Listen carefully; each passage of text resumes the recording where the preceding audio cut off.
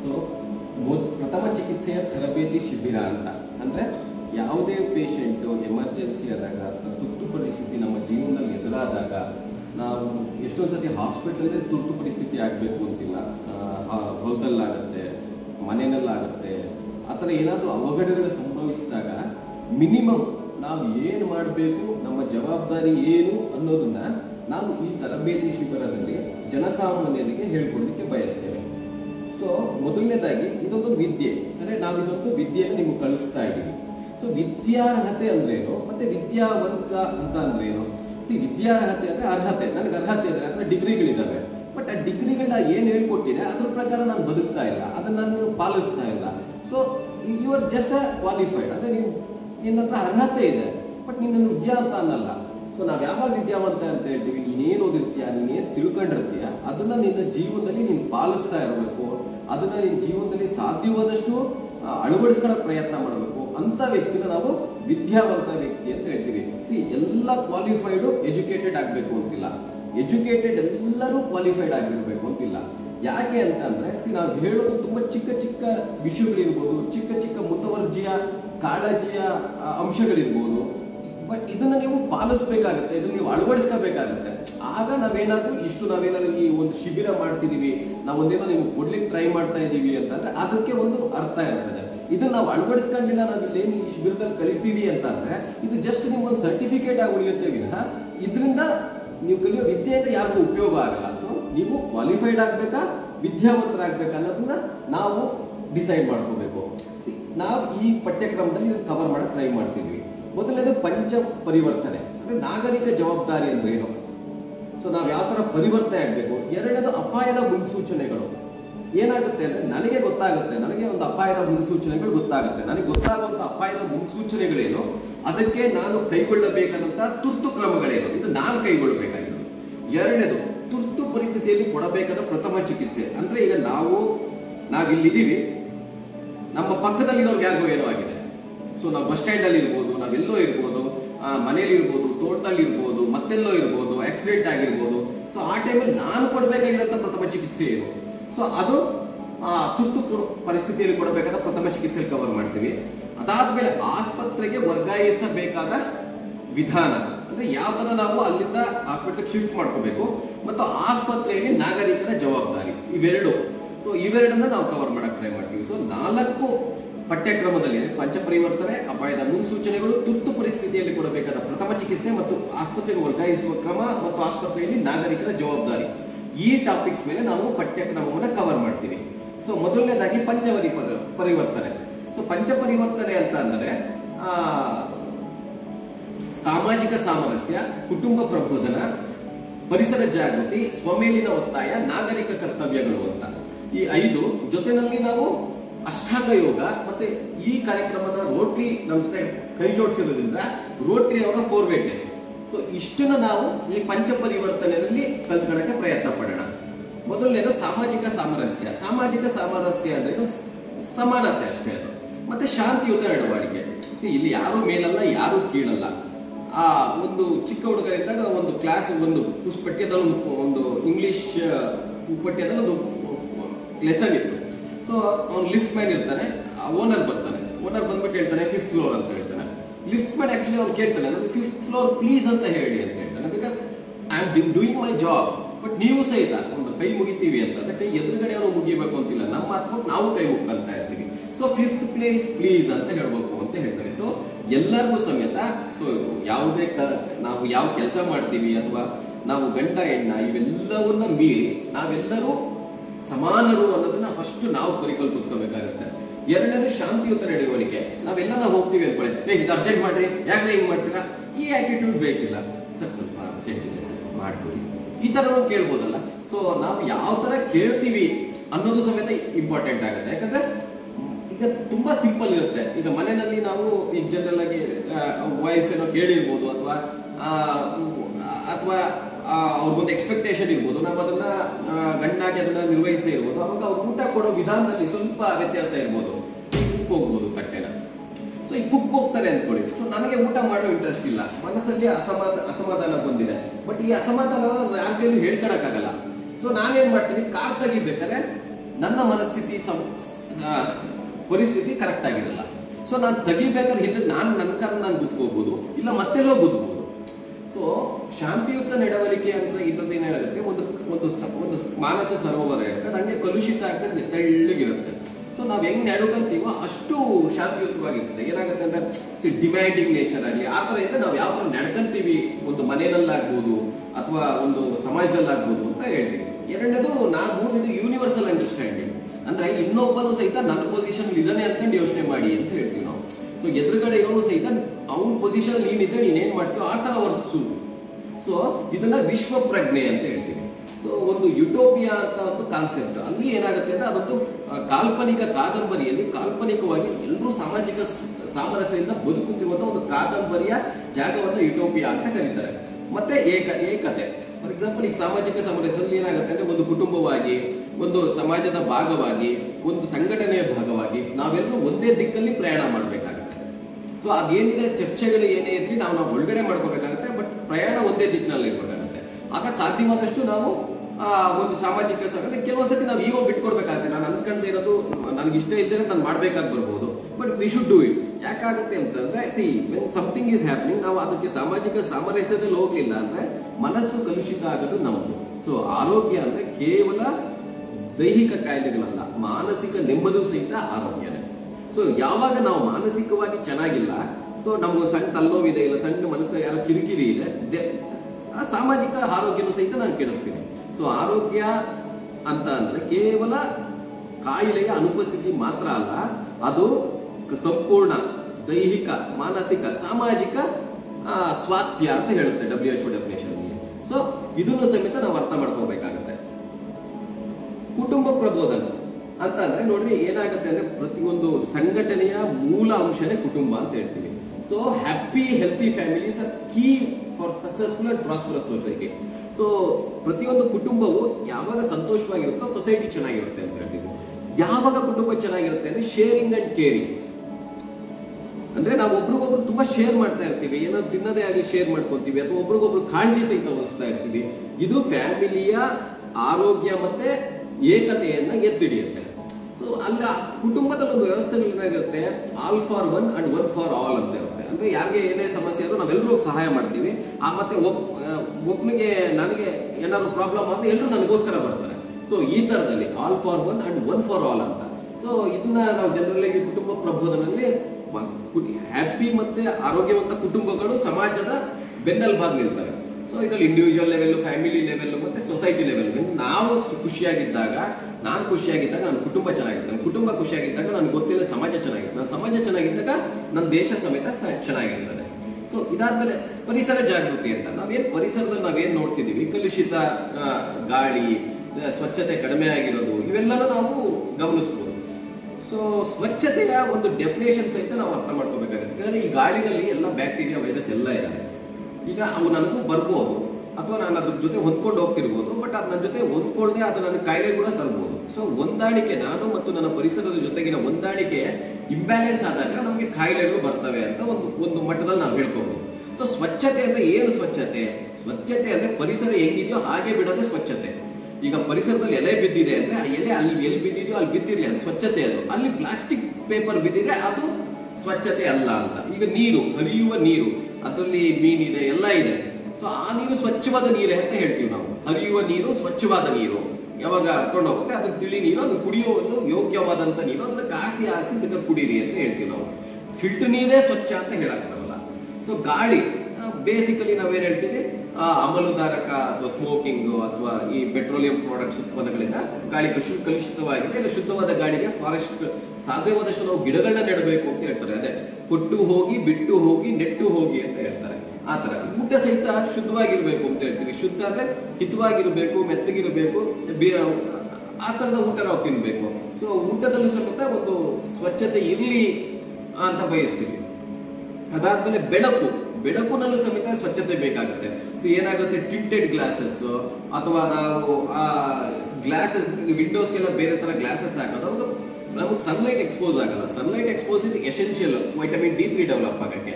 So ಬೆಳಕು ಸಹಿತ ಒಂದು ಮನೆಯ ಏನಂತೀವಿ ನಾವು ವಾಸ್ತು ಮಾಡ್ಬೇಕಾದ್ರೂ ಸಮೇತ ಗಾಳಿ ಬೆಳಕು ಹೇರಳವಾಗಿ ಬಿಟ್ಕೊಳೋ ತರ ಟ್ರೈ ಮಾಡ್ತೀವಿ ನಾವು. ಸೊ ಅದು ಸಹಿತ ಇಂಪಾರ್ಟೆಂಟ್ ಆಗುತ್ತೆ. ಫಾರ್ ಎಕ್ಸಾಂಪಲ್, ಈಗ ಯಾವುದೋ ಒಂದು ಮನೆ ಒಳಗಡೆ ಹೋಗ್ತೀವಿ, ಅಲ್ಲಿ ಡೀಸೆಲ್ ಏನೋ ವಾಸನೆ ಬರ್ತಿರುತ್ತೆ, ಕಿರಿಕಿರಿ ಆಗುತ್ತೆ. ನನ್ನ ಮನಸ್ಸಿನ ಕಿರಿಕಿರಿ ನಾನು ಜನರಲ್ ಆಗಿ ಪಕ್ಕದಲ್ಲಿರೋ ಯಾರೋ ಸ್ಟಾಫ್ ಮೇಲೆ ನಾನು ಒಂದ್ಸಲ ತೋರಿಸ್ತೀನಿ ನಾವು. ಸೊ ಆ ಸ್ಟಾಫ್ ಇರಿಟೇಟ್ ಆಗ್ತಾಳೆ. ಸೊ ಆ ಸ್ಟಾಫ್ ಇರಿಟೇಟ್ ಆಗ್ಬೋದು, ಅವ್ರ ಮನೆಯಲ್ಲಿ ಹೋಗಿ ತೋರಿಸ್ಬೋದು. ಸೊ ಇದು ಎಲ್ಲೆಲ್ಲೋ ಹೋಗಿ ಎಲ್ಲೋ ಒಂದ್ ಕಡೆ ಅನಾರೋಗ್ಯವಾಗಿ ಹಬ್ಬೋ ಚಾನ್ಸ್ ಇರ್ತದೆ. ಸೊ ಅದು ಸಾಧ್ಯವಾದಷ್ಟು ನಮ್ಗೆ ಇವೆಲ್ಲ ತುಂಬಾ ಸಿಂಪಲ್ ಅನಿಸ್ತವೆ, ಬಟ್ ಇವೆಲ್ಲವೂ ಬೇಸಿಕ್ಸ್. ಮೂರನೇದು ಭೂಮಿಯನ್ನು ಸಹಿತ ನಾವು ಸ್ವಚ್ಛವಾಗಿ ಇಟ್ಕೋಬೇಕು ಅಂತ ಹೇಳ್ತೀವಿ. ಅಂದ್ರೆ ಭೂಮಿಯಲ್ಲಿ ನೀವು ಪ್ಲಾಸ್ಟಿಕ್ ಎಸಿಬೇಡಿ, ನಾನ್ ಡಿಗ್ರೇಡೇಬಲ್ ಎಸಿಬೇಡಿ, ಆ ಫರ್ಟಿಲೈಸರ್ಸ್ ನ ಕಡಿಮೆ ಮಾಡಿ. ಸೊ ನಾವು ನ್ಯಾಚುರಲ್ ಆಗಿ ಏನಿದೆ ಅದಿರಲಿ, ಅನ್ಯಾಚುರಲ್ ಬೇಡ ಅನ್ನೋ ತರ. ಸೊ ಇದನ್ನ ಪರಿಸರ ಜಾಗೃತಿ ಅಂತ ಹೇಳ್ತೀವಿ ನಾವು.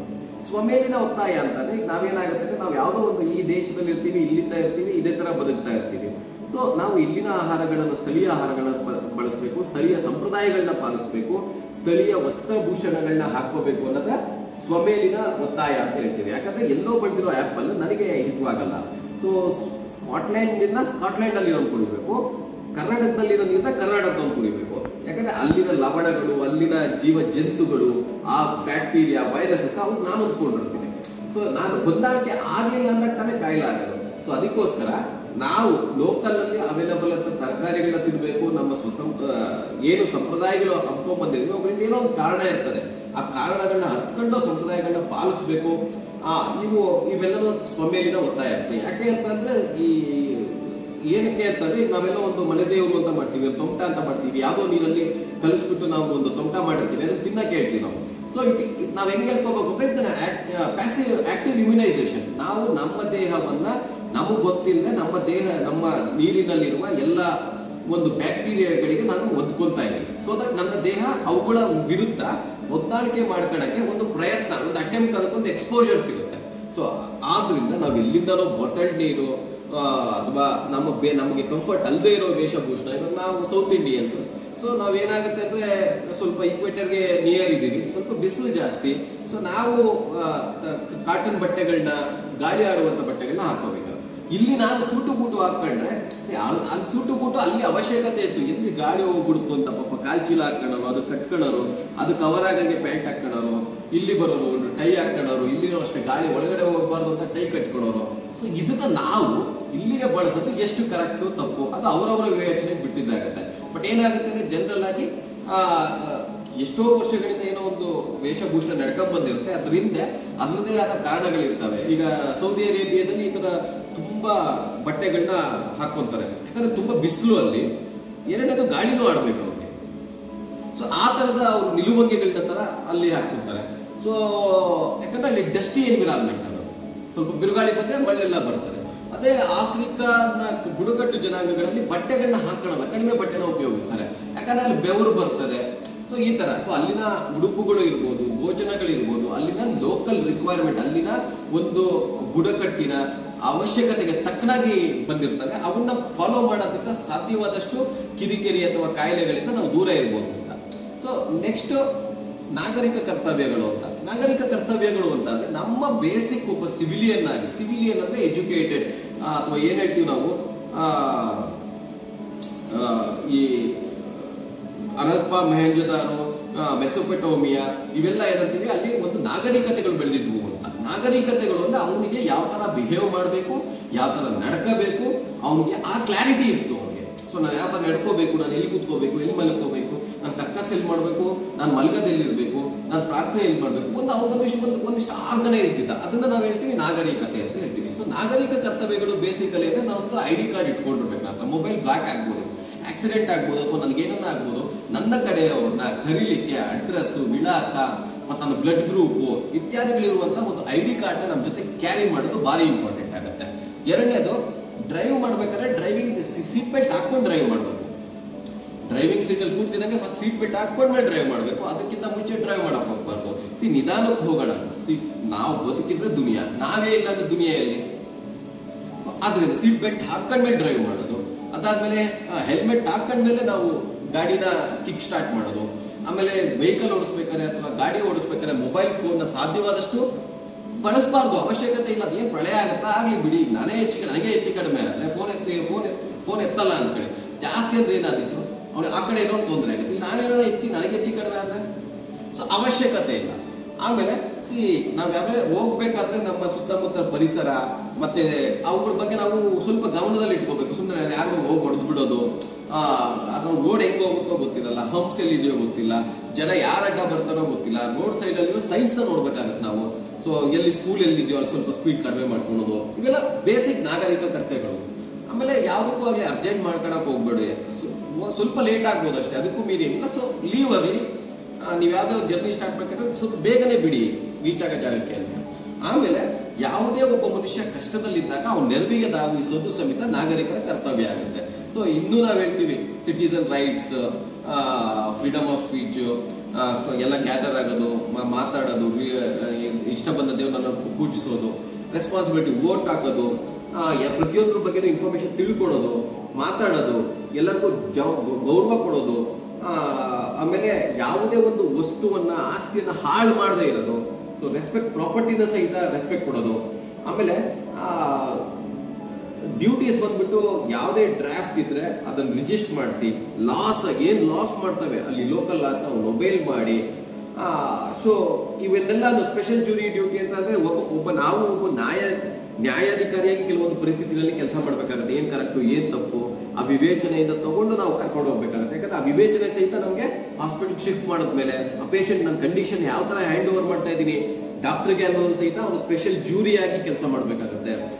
ಅದಾದ್ಮೇಲೆ ಹಾಸ್ಪಿಟಲ್ ನೀವು ಕೊಟ್ಟೋದ್ಮೇಲೆ ಏನಾದ್ರು ಅವಶ್ಯಕತೆ ಇದ್ರೆ ಆ ಪೇಷಂಟ್ ಕಡೆಯವರು ಅಥವಾ ಡಾಕ್ಟರ್ ಕಡೆಯವ್ರಿಗೆ ಏನಾದ್ರು ಅನುಮಾನಗಳಿದ್ರೆ ಕರೆದಾಗ ನಾವು ಹೋಗಿ ನಾವು ಆನ್ಸರ್ ಅದ್ರ ಏನು ಪರಿಸ್ಥಿತಿ ಆಗಿತ್ತು ಅಂತ ಕೂಡ ಹೇಳ್ಬೇಕಾಗತ್ತೆ. ಸೊ ಇವು ಬೇಸಿಕಲಿ ಮಿನಿಮಮ್ ನಾಗರಿಕ ಕರ್ತವ್ಯಗಳು.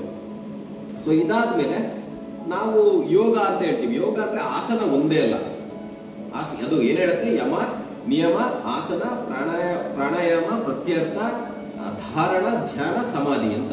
ಸೊ ಎಕ್ಸ್ಟರ್ನಲ್ ಡಿಸಿಪ್ಲಿನ್ ನಾವು ಯಾವ ತರ ವರ್ತಿಸ್ಬೇಕು ಎಲ್ಲರ ಜೊತೆ ಅಂದ್ರೆ ಅಹಿಂಸೆಯಿಂದ ಇರಬೇಕು, ಸತ್ಯ ಇರಬೇಕು, ಅಸ್ಥೇಯ ಅಂದ್ರೆ ನನ್ನದಲ್ಲದೆ ಇರೋದನ್ನ ನಾನು ಪ್ರೊಸೆಸ್ ಮಾಡ್ಕೊಳಕ್ ಒದ್ದಾಡಬಾರ್ದು, ಅಸ್ಥೇಯ ನನ್ನದಲ್ಲದೆ ಇರೋದಷ್ಟೇ ನನ್ನದಷ್ಟೇ ನಾನು ತಗೋಬೇಕು. ಸೊ ಆಮೇಲೆ ನನ್ನ ವೈಫಿಗೆ ಅಥವಾ ನನ್ನ ಗಂಡಿನಿಗಷ್ಟೇ ನಾವು ಸೀಮಿತವಾಗಿರ್ಬೇಕು.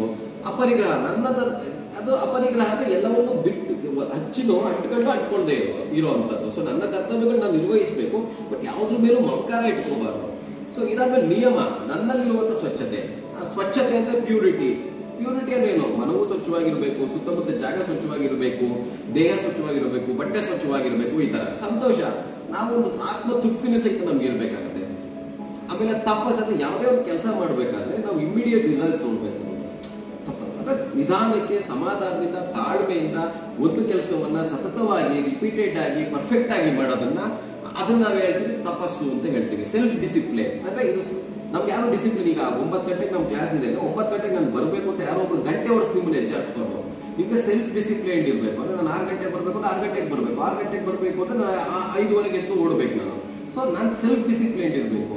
ಸೊ ನಾನು ಡಿಸಿಪ್ಲಿನ್ ಇಲ್ಲ ಅಂದಾಗ ಏನಾಗುತ್ತೆ, ನಾನು ಎಲ್ಲೋ 9 ಗಂಟೆಗೆ ಇರುತ್ತೆ ಎಕ್ಸಾಮು, ನಾನು 8:45 ಹೊರಡ್ತೀನಿ, ಹರಿಬರಿನಲ್ಲಿ ಇರ್ತೀನಿ. ಸೊ ಏನ್ ಬೇಕಾದ್ರೆ ಆಗ್ಬೋದು, ನನ್ನಿಂದ ಬೇರೆಯವ್ರಿಗೆ ತೊಂದರೆ ಆಗ್ಬೋದು, 100 ಆಗಲಿ, ಅಥವಾ ಬೇರೆಯವರಿಂದ ನನಗೂ ತೊಂದರೆ ಆಗ್ಬೋದು ಹರಿಬರಿನಲ್ಲಿ. ಸೊ ಅದಕ್ಕೆ ಏನ್ ಹೇಳ್ತೀವಿ, ಸೆಲ್ಫ್ ಡಿಸಿಪ್ಲಿನ್ ಅಂತ ಹೇಳ್ತೀವಿ. ಅದು ಭಾರಿ ಇಂಪಾರ್ಟೆಂಟ್ ಆಗುತ್ತೆ. ಆಮೇಲೆ ಸ್ವಾಧ್ಯಾಯ ಅಂತಂದ್ರೆ ಅವತ್ತಿಂದ ಏನಾಗುತ್ತೆ ಒಂದು ನಮ್ಮ ಜೀವನದಲ್ಲಿ ಅದನ್ನ ಅಧ್ಯಯನ ಮಾಡ್ಬೇಕು. ಹೌದಾ, ಇದಾಯ್ತಾ, ಇದು ಹಂಗಾಯ್ತಾ, ನಾವೇನೋ ಇಂಪ್ರೂವ್ ಮಾಡ್ಬೋದಾ, ಇಂಪ್ರೂವ್ ಮಾಡಬಾರ್ದಾ ಅಂತ ನೋಡ್ಕೋಬೇಕಾಗತ್ತೆ.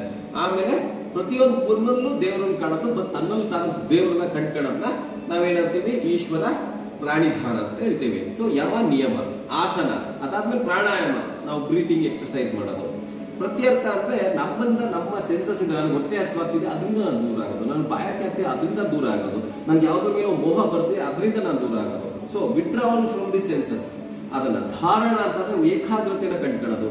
ಧ್ಯಾನ ಅಂದ್ರೆ ನನ್ನನ್ನು ನಾನು ಅಬ್ಸರ್ವ್ ಮಾಡೋದು, ನನ್ನನ್ನ ಮತ್ತೆ ಪರಿಸರವನ್ನ ಅಬ್ಸರ್ವ್ ಮಾಡೋದು. ಸೊ ಧ್ಯಾನ ಕಣ್ಮುಚ್ಕೊಂಡೇ ಮಾಡ್ಬೇಕು ಅಂತಿಲ್ಲ. ಸೊ ಧ್ಯಾನದ ಅದು ಸ್ಥಿತಿ ಅಷ್ಟೇ. ಅದಾದ್ಮೇಲೆ ಯೂನಿಯನ್, ಸಮಾಧಿ ಅಂತಂದ್ರೆ ನಾವು ನಮ್ಮ ದೈವದೊಂದಿಗೆ ಯೂನಿಯನ್ ಕೂಡ್ಕೊಂತೀವಿ ಅಂತ ಹೇಳೋದು. ಅದಾದ್ಮೇಲೆ ತುಂಬಾ ಸಿಂಪಲ್ ಆಗಿ ರೋಟರಿ ಫಾರ್ಮೇಟ್ ಎಷ್ಟು ಏನ್ ಹೇಳುತ್ತೆ ಅಂದ್ರೆ, ಯಾವುದೇ ಒಂದು ಕಾರ್ಯವನ್ನು ಮಾಡ್ಬೇಕಾದ್ರೆ ಅಥವಾ ಯಾವುದೇ ಒಂದು ವಸ್ತುವನ್ನು, ಯಾವುದೇ ಒಂದು ಕಾರ್ಯವನ್ನು ಮಾಡ್ಬೇಕಾದ್ರೆ, ಯಾವುದೇ ಒಂದು ಮಾತಾಡ್ಬೇಕಾದ್ರೆ, ಯಾವುದೇ ಒಂದು ಯೋಚನೆಯನ್ನು ಮಾಡ್ಬೇಕಾದ್ರೆ ಮೊದಲನೇದಾಗಿ ಫಸ್ಟ್ ಯೋಚನೆ ಮಾಡಿ ಇದು ಸತ್ಯನ. ಎಲ್ಲೋ ಯಾರೋ ಕೊಲೆ ಆಗಿದೆ, ರೇಪ್ ಆಗಿದೆ, ಅದನ್ನ ಡಿಸ್ಕಸ್ ಮಾಡೋದ್ರ ಬಗ್ಗೆ ಫಸ್ಟ್ ಯೋಚನೆ ಮಾಡಿ ಇದು ಸತ್ಯನ. ಸತ್ಯ ಹೌದೋ ಅಲ್ವೋ ನಿಮಗೆ ಗೊತ್ತಿಲ್ಲ, ಅದ್ರ ಬಗ್ಗೆ ಡಿಸ್ಕಸ್ ಮಾಡಬೇಡಿ, ಅನ್ನೆಸೆಸರಿ ತಾನೇ ಅದು. ದಟ್ ಈಸ್ ನೀ ಎಷ್ಟು ತಾನೇ ನಿನ್ನ ತಲೆಯಲ್ಲಿ ಗಲೀಜು ತುಂಬ್ಕೊಂಡು ಓಡಾಡಬಲ್ಲೆ. ಸೊ ಅದನ್ನ ಬಿಟ್ಬಿಡ್ಬೇಕು ನಾವು, ಅದು ಸತ್ಯನಾ ಅಂತ ಫಸ್ಟ್ ನೋಡ್ಬೇಕು. ಅದಾದ್ಮೇಲೆ ಅದು ಮಾಡೋದ್ರಿಂದ ಅಥವಾ ಯೋಚಿಸೋದ್ರಿಂದ ಅದನ್ನ ಮಾತಾಡೋದ್ರಿಂದ ಎಲ್ಲರಿಗೂ ನ್ಯಾಯ ಸಿಗುತ್ತಾ? ಕಂಪ್ಲೇನಿಂಗ್ ಫಾರ್ ಎಕ್ಸಾಂಪಲ್, ಆ ಹುಡುಗಿ ಹಂಗೆ ಮಾಡುತ್ತೆ ಅಥವಾ ಇವ್ರು ಹಿಂಗ್ ಮಾಡ್ತಾರೆ, ಅಥವಾ ಸರ್ಕಾರ ಸರಿ ಇಲ್ಲ, ಅವ್ನು ಸರಿ ಇಲ್ಲ, ಇವ್ನು ಸರಿ ಇಲ್ಲ, ಈ ತರ ನೀವು complaining nature, okay complaining nature is okay. But ನೀವು ಕಂಪ್ಲೇಂಟ್ ಮಾಡೋದ್ರಿಂದ ನಿಮ್ಗೆ ಅದು ಸಂಬಂಧಪಟ್ಟರೆ ಎಲ್ಲರಿಗೂ ನ್ಯಾಯ ಸಿಗ್ತಾ ಇದೆಯಾ? ಸಿಗ್ತಾ ಇಲ್ಲ ಯಾಕೆ ಮಾಡಕ್ ಹೋಗ್ಬೇಕು? ಅದನ್ನ ಅಲ್ಲಿಗೆ ನಿಲ್ಲಿಸ್ಬಿಡಿ. ಅರ್ಥ ಆಯ್ತು? ಯಾವುದೇ ಒಂದು ಕೆಲಸ ಮಾಡ್ಬೇಕಾದ್ರೆ ಮಾತಾಡ್ಬೇಕಾದ್ರೆ ಅದರಿಂದ ಎಲ್ಲರಿಗೂ ಸಂಬಂಧಪಟ್ಟ ಎಲ್ಲರಿಗೂ ನ್ಯಾಯ ಸಿಗ್ಬೇಕು ಅಂತದನ್ನು ಮಾಡ್ಬೇಕು. ಮತ್ತೆ ಅದನ್ನ ನಾನು ಮಾಡೋದ್ರಿಂದ, ಮಾತಾಡೋದ್ರಿಂದ ಅಥವಾ ಆ ಕೆಲಸವನ್ನ ಮಾಡೋದ್ರಿಂದ ಅದು ಉತ್ತಮ ಸದ್ಭಾವನೆ ಮತ್ತು ಸ್ನೇಹವನ್ನು ಬೆಳೆಸುತ್ತದೆ ನೋಡ್ಬೇಕು. ಹೌದು, ಬೆಳೆಸುತ್ತಾ? ವೆರಿ ಗುಡ್, ಅದನ್ನ ಮಾಡ್ಬೇಕು ನಾವು. ಉತ್ತಮ ಸದ್ಭಾವನೆ ಅಥವಾ ಸ್ನೇಹವನ್ನು ಬೆಳೆಸಲ್ವಾ? ಅವಾಗ ಬೆಟರ್ ಅದನ್ನ ಅವಾಯ್ಡ್ ಮಾಡೋಣ. ಅದು ಎಷ್ಟೇ ಸತ್ಯ ಇರ್ಬೋದು, ಅದು ಎಲ್ರಿಗೂ ನ್ಯಾಯ ಕೊಡ್ತಿರ್ಬೋದು, ಬಟ್ ಅದರಿಂದ ಏನೋ ತೊಂದರೆ ಆಗ್ತಿದೆ ಅಂತಂದ್ರೆ ಬೇಡ, ಅದನ್ನ ಹೋಲ್ಡ್ ಮಾಡೋಣ. ಸೊ ಅದು ಸೊಸೈಟಿನಲ್ಲಿ ಅನ್ನೆಸೆಸರಿ ಏನೋ ಒಂದು ಕಲಹ ಗೊಂದಲಗಳನ್ನು ಸೃಷ್ಟಿಸ್ತದೆ, ಬೇಡ ಅಂತ ಹೇಳೋದು. ಅದಾದ್ಮೇಲೆ ನಾಲ್ಕನೇದು, ಇದರಿಂದ ಎಲ್ಲರಿಗೂ ಪ್ರಯೋಜನಕಾರಿ ಆಗುತ್ತಾ ಅಂತ ನೋಡ್ಬೇಕು. ಸೊ ಯಾರಿಗ ನಾವು ಒಬ್ರು ಪ್ರಯೋಜನಕಾರಿ ಆಗ್ತಿಲ್ಲ ಅಥವಾ ಒಬ್ರಿಗೆ ಅದರಿಂದ ತೊಂದರೆ ಆಗ್ತಿದೆ ಅಂದ್ರೂ ಸಹಿತ ಅದನ್ನ ನಾವು ಮಾಡಬಾರ್ದು ಅಥವಾ ಮಾತಾಡಬಾರ್ದು, ಅದ್ರ ಬಗ್ಗೆ ಚಿಂತಿಸಬಾರ್ದು ಅಂತ. ಸೊ ಇದರಿಂದ ಏನಾಗುತ್ತೆ ಅಂದ್ರೆ ನಮ್ಮ ಮನದಲ್ಲಿ ನಾವು ಗಾರ್ಬೇಜ್ ಜಾಸ್ತಿ ತುಂಬ್ಕೊಂತಿರ್ತೀವಿ. ಆ ಗಾರ್ಬೇಜ್ಗಳ ಸಂಖ್ಯೆ ಕಡಿಮೆ ಆಗೋದ್ರಿಂದ ಸೊ ಕೆಲವೊಂದು ನಾವು ನಮ್ಮ ತಲೆಯಲ್ಲಿ ಕೆಲವೊಂದು ಪ್ರಯಾರಿಟೀಸ್ ಆಗ್ತವೆ. ಸೊ ನಾವು ಮಾಡೋ ಕೆಲಸಗಳು ಕೆಲವೇ ಕೆಲಸಗಳಾಗ್ತವೆ, ಕೆಲವೇ ಯೋಚನೆಗಳಾಗ್ತವೆ. ಸೊ ಅವುಗಳನ್ನ ನಾವು ತುಂಬಾ ಸ್ಟ್ರಾಂಗ್ ಆಗಿ ತುಂಬಾ ಎಫೆಕ್ಟಿವ್ ಆಗಿ ಮಾಡಬಹುದಾಗುತ್ತೆ. ಸೊ ಮೊದಲನೇದು ಅಪಾಯದ ಮುನ್ಸೂಚನೆಗಳು. ಇವು ನಾವು ಯಾಕೆ ಹೇಳಿದೆ ಇವೆಲ್ಲ ಸರ್ ಇಷ್ಟೆಲ್ಲ ಯಾಕೆ ಹೇಳಿದ್ವಿ? ಮೊದಲನೇದು ಅಂದ್ರೆ ಭಾರಿ ಸಿಂಪಲ್. ಈಗ ನಿಮ್ಮ ಸಾಮಾಜಿಕ ಸಾಮರಸ್ಯ, ನಿನ್ ಎದುರುಗಡೆ ಮನೆಯವನು ನಿನ್ನ ಮನೆ ಮುಂದೆ ಕಸ ಹಾಕ್ತಿದ್ದಾನೆ, ಅವತ್ತು ನಿನ್ಗೆ ಇಚ್ಛೆ ಆಗಿಲ್ಲ, ಅಥವಾ ಅವನು ಉಗುಳಿದಾನೆ ನಿನ್ಗೆ ಇಚ್ಛೆ ಆಗಿಲ್ಲ, ಅವನಿಗೆ ದ್ವೇಷ ಸಾಧಿಸ್ತಿದ್ಯಾ ಅಂತ ಅವ್ನು ಬಂದು ಒದ್ದಾಡ್ತಿದ್ದಾನೆ, ಒದ್ದಾಡುವಂತೇಳಿ ಇವ್ರು ಲೀಸ್ಟ್ ಮಾತಾಡಬಾರ್ದೇವಲ್ಲ. ಸೊ ನಾವು ಯಾರಿಗೇ ಆಗಲಿ ವಿದ್ಯೆ ಕೊಡುವ ಮುಂಚೆ ಅವನನ್ನ ನಾವು ನೈತಿಕವಾಗಿ ರೆಡಿ ಮಾಡಬೇಕು, ಆಮೇಲೆ ವಿದ್ಯೆ ಕೊಡಬೇಕು. ನಾವು ನೈತಿಕವಾಗಿ ಅವ್ನು ರೆಡಿ ಮಾಡದೆ ವಿದ್ಯೆ ಕೊಟ್ರೆ ಆ ವಿದ್ಯೆ ಸಹಿತ ಅವನು ಅದು ಪರಿಣಾಮಕಾರಿ ಆಗಲ್ಲ. ಸೊ ಫಸ್ಟ್ ನೈತಿಕತೆಯನ್ನು ನಾವು ಬೆಳೆಸಬೇಕು. ಸಾಮಾಜಿಕ ಸಾಮರಸ್ಯ ನಮ್ಮ ಜವಾಬ್ದಾರಿ, ಸಿವಿಲಿಯನ್ ರೆಸ್ಪಾನ್ಸಿಬಿಲಿಟೀಸ್. ನನಗೇನೋ ಆಯ್ತು, ನನ್ನ ಐಡಿ ಕಾರ್ಡ್ ನನ್ನ ಹತ್ರ ಇರಬೇಕು. ಅದಾದ್ಮೇಲೆ ನಾವು ಅಪಾಯದ ಮುನ್ಸೂಚನೆಗಳು ಹೋಗ್ಬೇಕಾಗುತ್ತೆ. ಸೊ ಅಪಾಯದ ಮುನ್ಸೂಚನೆಗಳು ನಾವು ತಿಳ್ಕೊಳ್ಳೋಕ್ಕಿಂತ ಮುಂಚೆ ವಾಟ್ ಈಸ್ ನಾರ್ಮಲ್, ಏನ್ ನಾರ್ಮಲ್ ಅಂತ ನಿಮಗೆ ಗೊತ್ತಿರಬೇಕು. ಸೊ ನನಗೆ ಕಿರಿಕಿರಿ ಆಗ್ತಿಲ್ಲ, ಐ ಆಮ್ ವೆರಿ ಕಂಫರ್ಟೇಬಲ್, ನಾನು ಪ್ರೊಡಕ್ಟಿವ್ ಕೆಲಸ ಮಾಡೋಕ್ಕಾಗ್ತಿದೆ, ನಾನು ದೈಹಿಕವಾಗಿ ಮಾನಸಿಕವಾಗಿ ಸೋಷಿಯಲ್ ಆಗಿ ಏನೂ ಸಮಸ್ಯೆ ಇಲ್ಲ, ಯು ಆರ್ ನಾರ್ಮಲ್. ಅದಾದ್ಮೇಲೆ ನಿಮ್ಮ ದೇಹವನ್ನು ನೀವು ಗಮನಿಸ್ಕೊಳ್ಳಿ. ಫಾರ್ ಎಕ್ಸಾಂಪಲ್, ಈ ಕನ್ನಡಕ it is normal for me, ಈ ಕಿವಿಗಳು this is normal for me. So ಇಲ್ಲಿ ಒಂದು ಮಚ್ಚೆ ಇರ್ಬೋದು, this is normal for me. So what is normal, what is ಅಬ್ ನಾರ್ಮಲ್. ಸೊ ನಿಮ್ಮ ದೇಹದ ಬಗ್ಗೆ ನೀವು ಫಸ್ಟ್ ತಿಳ್ಕೋಬೇಕಾಗುತ್ತೆ. ಆಮೇಲೆ ನಿಮ್ಮ ಮನಸ್ಸಿನ ಬಗ್ಗೆ ನೀವು ಕೇಳಿಸ್ಕೋಬೇಕಾಗುತ್ತೆ. ಮನಸ್ಸು ಹೇಳುತ್ತೆ ಅದು.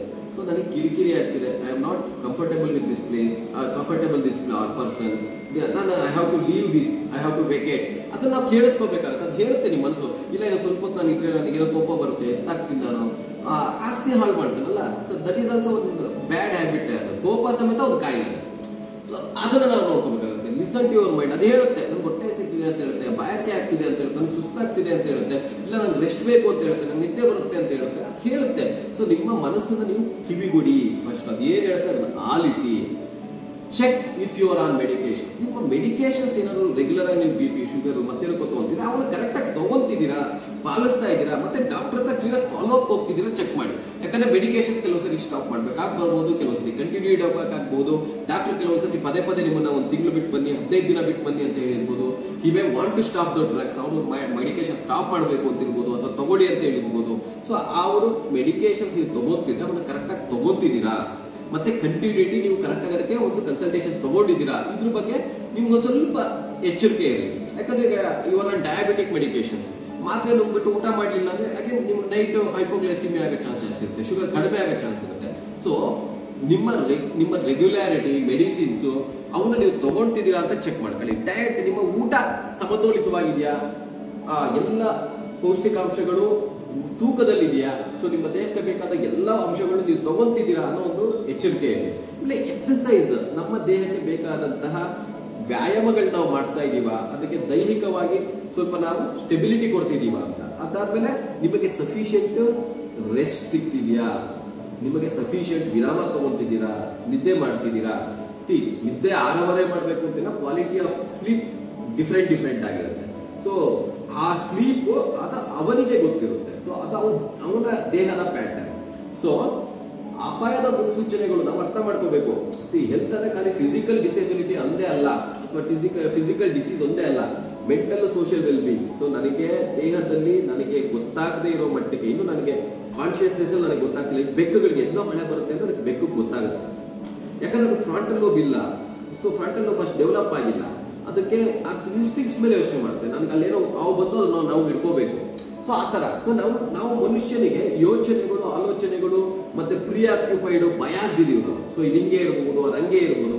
ಸೊ ಆ ತರ ಇದ್ದಾಗ ಏನಾಗುತ್ತೆ, ನಾವು ನಮ್ಮ ಮನಸ್ಸು ಏನ್ ಹೇಳುತ್ತೆ ಅಥವಾ ನನ್ನ ಏನು ಗುಣಲಕ್ಷಣಗಳ ದೇಹ ಯಾವುದು ನಾರ್ಮಲ್ ಅಲ್ಲ, ಆ ಗುಣಲಕ್ಷಣ ನನ್ನ ದೇಹ ತೋರಿಸುತ್ತೆ, ಅದನ್ನ ನಾನು ಕೇಳೋ ಮಟ್ಟಕ್ಕೆ ಇರಲ್ಲ. ಸೊ ಅದಕ್ಕೆ ನಾವು ಹೇಳೋದೇನಾದ್ರೆ, ಒಂದು ಸಬ್ ಕ್ಲಿನಿಕಲ್ ಲೆವೆಲ್ ಅಲ್ಲಿ ಏನ್ ಚೇಂಜಸ್ ಆಗ್ತವೆ, ಅದು ನಿನ್ನ ಮೆಂಟಲ್ ಇರಿಟೇಷನ್ ಆಗಿರ್ಬೋದು, ಕೋಪ ಆಗಿರ್ಬೋದು, ರೆಸ್ಟ್ಲೆಸ್ ಇರ್ಬೋದು, ಎಲ್ಲೋ ಕಡೆ ಪ್ರೆಸೆಂಟ್ ಮಾಡುತ್ತೆ. ಅದು ನೀವು ಸೊಸೈಟಿ ಮೇಲೂ ತೋರಿಸ್ತಾ ಇರ್ತೀರಾ. ಸೊಸೈಟಿನಲ್ಲಿ ತೋರಿಸ್ತಾ ಇದ್ದಾಗ ಸಮೇತ ನೀವು ಅದನ್ನ ಗಮನಿಸಬೇಕಾಗುತ್ತೆ. ಒಂದು ನಿಮ್ಗೆ ಏನಾಗ್ತಿದೆ ಅಂತ ಗಮನಿಸಬೇಕು. ಎರಡನೇದು, ಪಕ್ಕದವರು ಅವ್ನು ಕಿರ್ಚಾಡ್ತಾ ಇದ್ದಾನೆ, ಅರ್ಚಾಡ್ತಾ ಇದ್ದಾನೆ, ಕೋಪ ಮಾಡ್ಕೊಂತಿದ್ದಾರೆ ಅಂದ್ರೆ, does he has some disease? What abnormality right now has he taken the medications? Is he hungry, ಅವ್ನಿಗೆ ಹಸುವಾಗಿದೆಯಾ? ಸಿ ಹಸುವಾದಾಗಲೂ ಕೋಪ ಬರುತ್ತೆ, ಹೊಟ್ಟೆ ಸಿಗ್ತಿಲ್ಲ, ನನಗೆ just I will lose my patience. So ಇವುಗಳು ನಾವು ಅಬ್ಸರ್ವ್ ಮಾಡ್ಬೇಕಾಗುತ್ತೆ. ಅವ್ರಿಗೆ ಏನು ಬೇಕಾಗಿದೆ ಅದನ್ನ ನಾವು ಕೊಡಬೇಕಾಗುತ್ತೆ. ಸೊ ಅಪಾಯದ ಮುನ್ಸೂಚನೆಗಳನ್ನ ನಾವು ಅರ್ಥ ಮಾಡ್ಕೋಬೇಕಾಗುತ್ತೆ. ಸೊ ನೆಕ್ಸ್ಟ್ ಅಪಾಯದ ಮುನ್ಸೂಚನೆಗಳೇವು? ನನ್ಗೇನೋ ಉಸಿರಾಟ, ಜನರಲ್ ನಾನು ಆರಾಮಾಗಿ ಉಸಿರಾಡ್ತಾ ಇದ್ದೇನೆ, I don't care, when I am comfortable, ನನಗೆ ನಾನು ಏನು ಉಸಿರಾಡ್ತಾ ಇದ್ದೀನಿ, ನಾನು ಹಾರ್ಟ್ ಎಷ್ಟು ಸತಿ ಮಾಡ್ಕೊತೀನಿ, ನನಗೆ ಏನು ಗೊತ್ತಿಲ್ಲ. ಸಿ ಐ ಆಮ್ ಪ್ರೊಡಕ್ಟಿವ್, ನನ್ನ ಪಾಡೆ ನಾನು ಹ್ಯಾಪಿ ಆಗಿದ್ದೀನಿ, I am doing something, I am ಮತ್ತೇನೋ ನಾನು ಕಾರ್ಯ ತತ್ಪರನಾಗಿದ್ದೀನಿ, ಮತ್ತು ಅದರಿಂದ ಏನೋ ಒಂದು ಫಲ ತಗೊಂತಾ ಇರ್ತೀನಿ, ಐ ಆಮ್ ಹ್ಯಾಪಿ. ಸೊ ನಿನಗೆ ಉಸಿರಾಟದ ಕಾನ್ಶಿಯಸ್ನೆಸ್ ಬರ್ತಿದೆ, ಇಲ್ಲ ನಿಮ್ಗೆ ಯಾಕೆ ಉಸಿರಾಡಕ್ಕೆ ತೊಂದರೆ ಆಗ್ತಿದೆ ಅಲ್ಲ ಸಡನ್ ಆಗಿ. ಸೊ ಅದು ಒಂದು ಅಪಾಯದ ಮುನ್ಸೂಚನೆ ನಿಮಗೆ. ವೇಟ್, ನಿಮ್ಗೆ ಯಾಕೆ ಉಸಿರಾಡಕ್ಕೆ ತೊಂದರೆ ಆಗ್ತಿದೆ, rest, call somebody, tell them you are not feeling comfortable, go to the doctor, take some ಅವ್ರ opinion. So sudden next chest pain, sudden ಆಗಿ ಎದೆ ನೋವು ಬಂತು, ಇಲ್ಲಿ ಬಂತು, ಇಲ್ಲಿಗೆ ಹೋಯ್ತು, ಭುಜಕ್ಕೆ ಬಂತು, ಹೊಟ್ಟೆಗೆ ಬಂತು, ಬ್ಯಾಕಿಗೆ ಬಂತು. Wait, you have chest pain right? You have chest pain, just sleep, calm down your. ನೀವು ಫಸ್ಟ್ ಶಾಂತವಾಗಪ್ಪ. ನೀವು ಎಲ್ಲಿದೆಯಾ ಅಲ್ಲಿ ಮಲ್ಕೊಂಬಿಡಿ. You coming to resting position, resting position ಬರೋದು. Call somebody, I am not feeling well, I have chest pain, take me to the doctor. ಇದು ಭಾರಿ simple. ನಿಮ್ಮ ದೇಹ ನಿಮಗೆ ಕ್ಲೂ ಕೊಡ್ತಾ ಇದೆ. So you are not going, you are not well ಅಂತ ಹೇಳ್ಬೋದು. ನೀವು ಅವಾಗ ನಾವು ಎಲ್ಲಿಗೆ ಹೋಗ್ಬೇಕು ಅಲ್ಲಿಗೆ ಹೋಗಿ ಪ್ರಿಪ್ರೇಷನ್ ಅದಕ್ಕೆ ಬೇಕಾದಂತ ಒಂದು ಆಯ್ತು. ಒಂದೊಂದ್ಸತಿ ನಾವು ಅಂದ್ಕೊಂಡಿದ್ದೆಲ್ಲೂ ನಿಜ ಇಲ್ಲದೆ ಇರ್ಬೋದು, ಅಲ್ಲಿ ಹೋದಾಗ ಎಲ್ಲ ನಾರ್ಮಲ್ ಇದೆ ಅಂತ ಹೇಳ್ಬೋದು ಅವರು. ಬಟ್ ಯು ಆರ್ ರಿಅಶ್ಯೂರ್ಡ್ ಅಲ್ಲ, ನೀವು ಚೆನ್ನಾಗಿದ್ದೀರ ಅಂತ ಒಂದು ಅಶ್ಯೂರೆನ್ಸ್ ಆಗುತ್ತಲ್ಲ. ಸೊ ಅದಕ್ಕೋಸ್ಕರ ತಾನೇ ಗೌರ್ಮೆಂಟ್ ಹಾಸ್ಪಿಟಲ್ಗಳು ಅಷ್ಟೊಂದು ಇದಾವೆ, ಮತ್ತು ಗೌರ್ಮೆಂಟ್ ಹಾಸ್ಪಿಟಲ್ ಉಚಿತವಾಗಿ ತಪಾಸಣೆಗಳನ್ನು ಮಾಡ್ತಿರ್ತಾರೆ. ಸೊ ಹಾರ್ಟ್ ಪಾಲ್ಪಿಟೇಷನ್, ಒಂದ್ಸತಿ ಹೃದಯ ಬಡಿತ ನನಗೆ ಕೇಳಿಸುತ್ತೆ. ಸೊ ಆತಂಕದಿಂದ ಇರ್ಬೋದು, ಭಯದಿಂದ ಇರ್ಬೋದು. Wait, some abnormality, smoker post smoking heart rate ಜಾಸ್ತಿ ಕೇಳಿಸುತ್ತೆ. So wait, you have some abnormality, go to your neurologist doctor, take one opinion. ಕಳ್ಕೊಳ್ಳೋದೇನಿದೆ ನಾವು, ಅರ್ಥ ಆಯ್ತಾ? ಜಾಸ್ತಿ ಅಂದ್ರೆ ಕಳ್ಕೊಳ್ಳೋದೇನಿದೆ, ಮುಂದೆ 1 hour ಟೈಮ್ ವೇಸ್ಟ್ ಆಗ್ಬೋದು. So if something at the end of the day ಏನೋ ಒಂದು ದೊಡ್ಡ ಕೇಳಾಗ ಬದಲು ಅಕಸ್ಮಾತ್ ಅರ್ಲಿಂದನೇ ಕಟ್ಕೊಂಡ್ರೆ ಒಳ್ಳೇದಲ್ವಾ? ಎರಡು ಲೈಟ್ ಡೆಡ್ನೆಸ್, ಸಡನ್ ಆಗಿ ಏನೋ ಒಂಥರ ತಲೆ ಸುತ್ತಂಗಾಗೋದು, ತಲೆ ಹಗರ ಆದಂಗಾಗೋದು, ಆ ಥರದ್ದಾದಾಗ ಸಮೇತ ಕೆಲವೊಂದ್ಸತಿ ಬಿ ಪಿ ಕಡಿಮೆ ಆಗೋದು, ತಲೆ ಸುತ್ತಾಗೋದು, ಇವೆಲ್ಲ ಚಾನ್ಸ್ ಇರುತ್ತೆ. ವಾಮಿಟಿಂಗ್ ಬರೋದು. ಸೊ ಆ ಥರದಲ್ಲೂ ಸಮೇತ ಇಲ್ಲ. Wait, then may be something you might have missed your tablets, ಏನೋ ಆಗ್ತಾ ಇರ್ಬೋದು. Get go to your doctor ಅಂತ ಹೇಳ್ಬೋದು. ಕನ್ಫ್ಯೂಷನ್, ಸಡನ್ ಆಗಿ ನಾನು ಏನಾಗುತ್ತೆ ಕೂತ್ಕೊಂಡಿರ್ತೀನಿ, ಒಂದು 5 ನಿಮಿಷ ಏನಾಗುತ್ತೆ ಗೊತ್ತಿಲ್ಲ, ಮತ್ತೇನೋ ಗೊತ್ತಾಗುತ್ತೆ ನಮಗೆ. ಸೊ ಅವಾಗ ಏನಾಗ್ತೀವಿ ನಾವು, I am confuse. So confusion ಅಲ್ಲಿ ಇದ್ದಾಗಲೂ ಸಹಿತ ವೇಟ್, ಕನ್ಫ್ಯೂಷನ್ ಆಗುತ್ತೆ. ಒಂದು ಹೈಯರ್ ಮೆಂಟಲ್ ಫಂಕ್ಷನ್, ಅದು ಹೈಯರ್ ಮೆಂಟಲ್ ಫಂಕ್ಷನ್ ಅಂದ್ರೆ ನಿಮ್ದು frontal lobe, parietal lobe. So basic ನಿನ್ನ ಹಾರ್ಟ್ ರೇಟು, ಪಲ್ಸು, ನೀನು ಬದುಕಕ್ಕೆ ಏನ್ ಬೇಕು ಅಷ್ಟೊಂದು ದೇಹ ಸೇಮಿತವಾಗಿ ಇಟ್ಕೊಂಡಿದೆ. But higher mental function involve ಆಗಿದೆ. You may be having infection, you may be having something. So go to your near doctor. Weakness, ನನಗೆ ಅನ್ಸುತ್ತೆ ನನಗೆ ಯಾಕೋ ವೀಕ್ ಇದೀನಪ್ಪ, ನನಗೆ ಯಾಕೋ ಸ್ವಲ್ಪ ಅಷ್ಟು ಸಮಾಧಾನ ಆಗ್ತಿಲ್ಲ, ವೀಕ್ ಆಗ್ತಾ ಇದ್ದೀನಿ ಅಂತ ಟೇಕ್ ಒಪಿನಿಯನ್. ಕಳ್ಕೊಳ್ಳೋದೇನಿದೆ, ಫೆಟಿಂಗ್, ಸಡನ್ ಆಗಿ ಏನೋ ಸಡನ್ ಆಗಿ ಸುಸ್ತಾದಂಗೆ ಆಗುತ್ತೆ, ಅನ್ಸುತ್ತೆ, ಭಯ ಆದಂಗೆ ಆಗುತ್ತೆ. ಅದನ್ನ ನಾವು ಫೆಟಿಗ್ ಅಂತ ಹೇಳ್ತೀವಿ, ಸುಸ್ತು, ಸಡನ್ ಆಯಾಸ, ವೈರಲ್ ಇನ್ಫೆಕ್ಷನ್ ಇರ್ಬೋದು. So early get treated, the better chances outcome ಏನಂದ್ರೆ ಕಾಂಪ್ಲಿಕೇಶನ್ ಚಾನ್ಸಸ್ ತುಂಬಾ ಕಡಿಮೆ ಇರ್ತದೆ. ಫೇಂಟಿಂಗ್ ಇರ್ಬೋದು, ಸಡನ್ ಆಗಿ ತಲೆ ಸುತ್ತ ಬೀಳೋದಿರ್ಬೋದು, ಇವೆಲ್ಲ ನಿಮಗಾಗುವಂತ ಅಪಾಯದ ಮುನ್ಸೂಚನೆಗಳು. ನಾನು ಹೇಳ್ತೀನಿ, ಪ್ರತಿಯೊಬ್ಬರಿಗೂ ಒಂದಲ್ಲ ಒಂದು ಅಪಾಯದ ಮುನ್ಸೂಚನೆ ನಿಮಗೆ ಸಫಿಷಿಯಂಟ್ ಟೈಮ್ ಗ್ಯಾಪ್ ಕೊಟ್ಟು ಸಿಕ್ಕೇ ಸಿಗ್ತದೆ. Somewhere you will feel like heart ಎಗ್ಲದಿರ್ಬೋದು, ಇಲ್ಲ ನನಗೆ ಅಲ್ಲಿ ಹೋಗ್ಬಾರ್ದು ಅನಿಸೋದಿರ್ಬೋದು, ಆ ಸಿಕ್ಸ್ ಸೆನ್ಸ್ ಇರ್ಬೋದು, ಯು ಫೀಲ್ ಸಿಂಪ್ಲಿ. ಸೊ ಒಂದೊಂದ್ಸತಿ ನಾವು ಏನ್ ಮಾಡ್ತೀವಿ ಅದನ್ನ ಓವರ್ ನೆಗ್ಲೆಕ್ಟ್ ಮಾಡ್ತೀವಿ. ನಡೆಯುತ್ತೆ ಬಿಡು, ಚಲೆಗೆ ಇದೇನೋ ಆಗಿದೆ ಬಿಡು, ಕಾಫಿ ಕುಡಿದು ಹೋಗ್ತೀನಿ, ಇಲ್ಲಿ ಯಾಕೋ ಹೋಗ್ತಿದ್ಯಾ, ಓದೋಗ್ಲಿ ಬಿಡು, ಬಿಸಿನೀರು ಕುಡಿತೀನಿ. ಸೊ ಈ ತರ ಎಲ್ಲೋ ಒಂದ್ ಕಡೆ ನಮ್ಗೆ ಸಿಗುವಂತಹ ಲೈಟ್, ಯಾಕಂದ್ರೆ ನಾವು ಇನ್ಸ್ಟಿಂಕ್ಟ್ಸ್ ಮೇಲೆ ವರ್ಕ್ ಮಾಡ್ತಿಲ್ಲ, ನಮ್ಮೊಂದು ಫೋರ್ ಬ್ರೈನ್ ಕೆಲಸ ಮಾಡಕ್ ಶುರು ಮಾಡ್ಬಿಡುತ್ತೆ. ಹೇಗಿದ್ದು ಅದಕ್ಕೂ ಇರ್ಬೋದು ಬಿಡು, ಇದು ಇದಕ್ಕೂ ಇರ್ಬೋದು ಬಿಡು, ಈ ತರ ಸೆಲ್ಫ್ ಆಲೋಚನೆಗಳು ಜಾಸ್ತಿ ಆದಾಗ ನಾವು ಇನ್ಸ್ಟಿಂಕ್ಟ್ಸ್ ನಾವು ಮರಿತೀವಿ. So that's where we will ಏನಾಗುತ್ತೆ ಅಂದ್ರೆ doctor will not get sufficient time to treat you. Once you reach hospital, ನೀನು ಹಾಸ್ಪಿಟಲ್ ಬರೋಷ್ಟೊತ್ತಿಗೆ ಟೈಮ್ ಕಳೆದೋಗ್ಬಿಟ್ಟಿರುತ್ತೆ. ಸೊ ಈ ಅಪಾಯದ ಮುನ್ಸೂಚನೆಗಳನ್ನ ನಾವು ಅರ್ಥ ಮಾಡ್ಕೋಬೇಕಾಗುತ್ತೆ. ಸೊ ಅಪಾಯದ ಮುನ್ಸೂಚನೆಗಳು ಅಂತಂದ್ರೆ ಫಸ್ಟ್ ನೀನು ನಾರ್ಮಲ್ ನೀನ್ ಹೆಂಗಿರ್ತೀಯ ಅಂತ ಗೊತ್ತಿರ್ಬೇಕು. ಅದಾದ್ಮೇಲೆ ನೀನು ಅಬ್ನಾರ್ಮಲ್ ಅಂದ್ರೆ ಏನಾಗುತ್ತೆ ಅಂತ ಗೊತ್ತಿರ್ಬೇಕು. ನೀನ್ ಯಾವ್ದು ನಾರ್ಮಲ್ ಇಲ್ಲ ಅದೆಲ್ಲ ಅಬ್ನಾರ್ಮಾಲಿಟಿ. ಸೊ ಆ ಟೈಮಲ್ಲಿ first stay calm, get attention. ನೀವು ಸುತ್ತಮುತ್ತ ಇರೋದೇ ರಿಯಶ್ಯೂರ್ ಮಾಡ್ಬೋದು, ತಲೆ ಕೆಡಿಸ್ಕೋಬೇಡಿ. First stay calm, when you have something stay calm, get attention. ಆಯ್ತಾ? If we have get attention and really ಆ ಪ್ರಾಬ್ಲಮ್ ಪರ್ಸಿಸ್ಟ್ ಆಗ್ತಿದೆ, ಆ ಪ್ರಾಬ್ಲಮ್ ಬಗ್ಗೆ ನಿಮಗೆ ಕನ್ಸರ್ನ್ ಇದೆ ಅಂದ್ರೆ reach out for health care professional. ಅಂದ್ರೆ ನಿಮ್ಮ ಸ್ಥಳೀಯ ವೈದ್ಯರಿರ್ಬೋದು, ಸಿಸ್ಟರ್ಗಳಿರ್ಬೋದು, ಆರೋಗ್ಯ ಕಾರ್ಯಕರ್ತರ ಹತ್ರ ನೀವು ತಲುಪಿ ಅಂತ ಹೇಳ್ತೀವಿ ನಾವು. ಅವಾಗ ನೀವು ಫೋನ್ ಮಾಡ್ಬೋದು, ಅಥವಾ ಬೇರೆ ಬೇರೆ ತರದಲ್ಲಿ ನೀವು ಅಲ್ಲಿ ಒಂದು ಹೆಲ್ತ್ ಕೇರ್ ಡಾಕ್ಟರ್ ನನ್ಗೆ ಯಾಕೋ ಈಗ ಆಗ್ತಿದೆ ಡಾಕ್ಟ್ರೆ, you can reach out in many ways. So ಇದನ್ನ ನಾವು ಅರ್ಥ ಮಾಡ್ಕೋಬೇಕಾಗತ್ತೆ. ನೆಕ್ಸ್ಟ್, ತುರ್ತು ಪರಿಸ್ಥಿತಿಯಲ್ಲಿ ಕೊಡಬೇಕಾದ ಚಿಕಿತ್ಸೆ ಅಂತ ಹೇಳ್ತೀವಿ. ತುರ್ತು ಪರಿಸ್ಥಿತಿನಲ್ಲಿ ನಾವೇನೆಲ್ಲ ಚಿಕಿತ್ಸೆ ಕೊಡಬೇಕು? ಫಸ್ಟ್ ನಿನ್ ಪಕ್ಕದಲ್ಲಿರೋರಿಗೆ ಏನೋ ಆಗಿಲ್ಲ, ಅವ್ನು ಸುಸ್ತಾಗ್ತಿದ್ದಾನೋ, ಅವನು ಕುತ್ಕೊಂಡ್ ಬಿದ್ದಿದ್ದಾನೋ, ಅಥವಾ ನಿನ್ ಕ್ಲೂ ಕೊಡ್ತಾನೆ, ನನ್ಗೆ ಯಾಕೋ ಸುಸ್ತಾಗ್ತಿದೆ ಅಂತ, ವೇಟಪ್ಪ ನೀನು ಕೂತ್ಕಾದಾಗೆ, ನನ್ಗೆ ಹೊಟ್ಟೆ ಹಸಿದಿದೆ, ನಿಲ್ಲಪ್ಪ ಏನೋ ತಿನ್ನು ಆಮೇಲೆ ಆಟ ಆಡುವಂತೆ. ಸೊ ನನ್ಗೆ ಯಾಕೋ ಚಳಿ ಆಗ್ತಿದೆ, ನಿಲ್ಲಪ್ಪ ಒಂದಿಷ್ಟೇನು ಬಿಸಿಯಾಗಿ ಒತ್ಕೋ. ಇವೆಲ್ಲ ಫಸ್ಟ್ ಏಡ್ಸ್ ಇದೆ.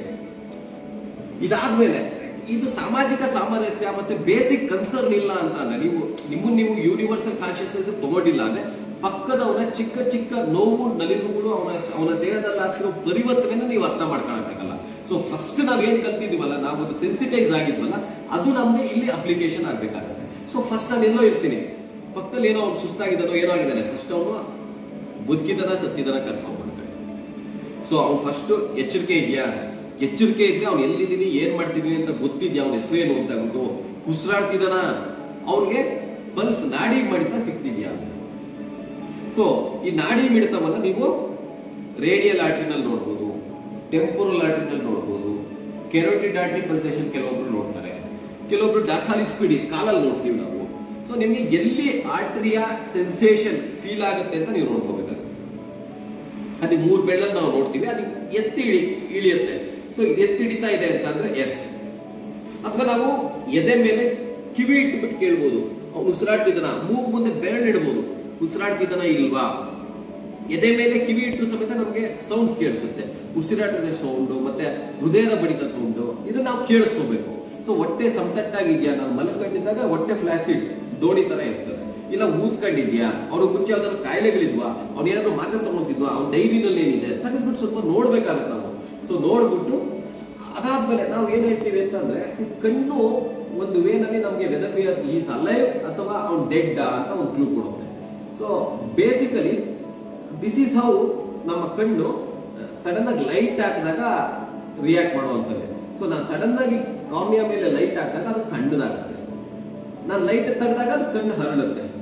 ಸೊ ಮತ್ತೆ ನಾನು ಏನಾದ್ರು ಲೈಟ್ ಹಾಕಿದ್ರೆ ಮತ್ತೆ ಸಣ್ಣದಾಗುತ್ತೆ, ನಾನು ಲೈಟ್ ಅನ್ನ ಹೊರಗಡೆ ತೆಗೆದ್ರೆ ಅದು ಮತ್ತೆ ದೊಡ್ಡದಾಗುತ್ತೆ. ಸೊ ಇದು ಕಾರ್ನಿಯಲ್ ರಿಫ್ಲೆಕ್ಸ್ ಅಂತ ಹೇಳ್ತೀವಿ. ಸೊ ಇದನ್ನ brain stem reflex, one of the reflex. So ಇದಿದೆ ಅಂತ ನೀವು ಬ್ರೈನ್ ಡೆತ್ ಆಗಿಲ್ಲ ಇನ್ನು ಅಂತ, ಯು ಆರ್ ಸ್ಟಿಲ್ ಅಲೈವ್ ಅಂತ ಹೇಳ್ಬೋದು. ಸೊ ಕಾನ್ಶಿಯಸ್ ಓರಿಯೆಂಟೆಡ್ ಇದ್ದಾರೆ, ನಾವು CPR ಸ್ಟಿಲ್ ನಾನು ಚೆಸ್ಟ್ ಕಂಪ್ರೆಷನ್ ಕೊಡ್ಬೇಕಾ ಬೇಡವಾ ಅನ್ನೋದು. ಸೊ ನಾವು ಕಾರ್ನಿಯಲ್ ರಿಫ್ಲೆಕ್ಸ್ ನ ನೋಡ್ಬೇಕಾಗುತ್ತೆ. ಸೊ ನನ್ನ ಹತ್ರ ಬೇಕಾಗಿರೋದು ಮಿನಿಮಮ್, ಇವಾಗ ಎಲ್ಲರ ಹತ್ರ ಮೊಬೈಲ್ ಇದೆ, ಒಂದು ಟಾರ್ಚ್ ಬೇಕಾಗುತ್ತೆ. ಇದು ಈಸ್ ಅ ಪರ್ಸನ್. ಇಲ್ಲಿ ನೋಡಿ, ಇವತ್ತು ಕಾರ್ನಿಯಾ ಡೈಲೇಟ್ ಆಗಿದೆ, ಫಿಕ್ಸ್ ಆಗಿದೆ, ಡೈಲೇಟ್ ಆಗಿದೆ, ಟಾರ್ಚ್ ಹಾಕಿದ್ರು ಅದೇನು ಕೆಲಸ ಮಾಡಲ್ಲ. So here you don't have much things to left. So ಅವನು ಎಚ್ಚರಿಕೆ ಇದ್ದಾನೆ ಅಥವಾ ನೀವು ಯೋಚನೆ ಅವನ ಕಾಮ್ಯ ಅಲ್ಲಾಡ್ತಿದೆ, ಎಚ್ಚರಿಕೆ ಇಲ್ಲ, ಅವನು ಉಸಿರಾಡ್ತಾ ಇಲ್ಲ, ಅವನು ಪಲ್ಸ್ ಸಿಗ್ತಿಲ್ಲ, ಬಟ್ ಪಲ್ಸ್ ಪ್ಯೂಪಿಲ್ ಕಣ್ಣು ಪ್ಯೂಪಿಲ್ ರಿಯಾಕ್ಟಿವ್ ಇದೆ ಅಂತ ಅಂದ್ರೆ yes this is where you should start giving the chest compressions ಅಂತ. ಸೊ ತರ್ತು ಪರಿಸ್ಥಿತಿಯಲ್ಲಿ ನಾವೇನ್ ಮಾಡ್ಬೇಕು ಅಂದ್ರೆ ಫಸ್ಟ್ ಇವ್ರು ಬಿದ್ದಿದಾರ, ಫಸ್ಟ್ ಅಟೆನ್ಷನ್ಸ್, ಎಲ್ಲರೂ ಬನ್ನಿ ಇಲ್ಲಿ ಅಂತ ಜೋರಾಗಿ ಕೂಗ್ಬೇಕು ನಾವು, ನೀಡ್ಸ್ ಅಟೆನ್ಷನ್ ಅಂತ. ಓಕೆ, 100ಕ್ಕೆ 10 ಸರಿ ನಾನು ತಪ್ಪಾಗಿರ್ಬೋದು, ಬಟ್ 90 ಸರಿ ನಾನು ಕರೆಕ್ಟ್ ಇರ್ತೀನಿ. ಸೊ ಫಸ್ಟ್ ನಾನು ಅಟೆನ್ಷನ್ಗೆ ಕೂಗ್ಕೋಬೇಕು. ಅದಕ್ಕೆ ನಾವು ಯಾವ್ದು ಮುಜುಗರ ಪಟ್ಕೊಳ್ಳೋದು, ನಾಚಿಕೆ ಪಡೋದು, ಅವಮಾನ ಇಟ್ಕೊಳ್ಳೋದು ಆ ಥರ ಇಲ್ಲ. ಕಾಲ್ ಫಾರ್ ಹೆಲ್ಪ್. ಸೊ ನೀನು ಅವನ ಹತ್ರ ಹೋಗ್ತಾ ಇರ್ಬೇಕಾದ್ರೆ ಇನ್ನೊಬ್ರಿಗೆ ಹೇಳ್ಬೇಕು, ಆಂಬ್ಯುಲೆನ್ಸ್ 108 ನೀನು ಕಾಲ್ ಮಾಡೋ, ಈ ಸಂಬಡಿ ಕಾಲ್ ಅಂತ ಹೇಳ್ಬೇಕಾಗತ್ತೆ. ಸೊ ನಾನು ಇದನ್ನು ಮಾಡಿದ್ರೆ ಜಸ್ಟ್ ಕಂಪ್ರೆಷನ್ ಮಾಡ್ತೀನಿ ಅಂದ್ರೆ how long you will do. So ನಿನಗೆ ರೆಸ್ಕ್ಯೂ ನೆಕ್ಸ್ಟ್ ನಿನಗೆ ಸಪೋರ್ಟ್ ಇಲ್ಲಿಂದ ಸಿಗುತ್ತೆ. So first get attention, call for help.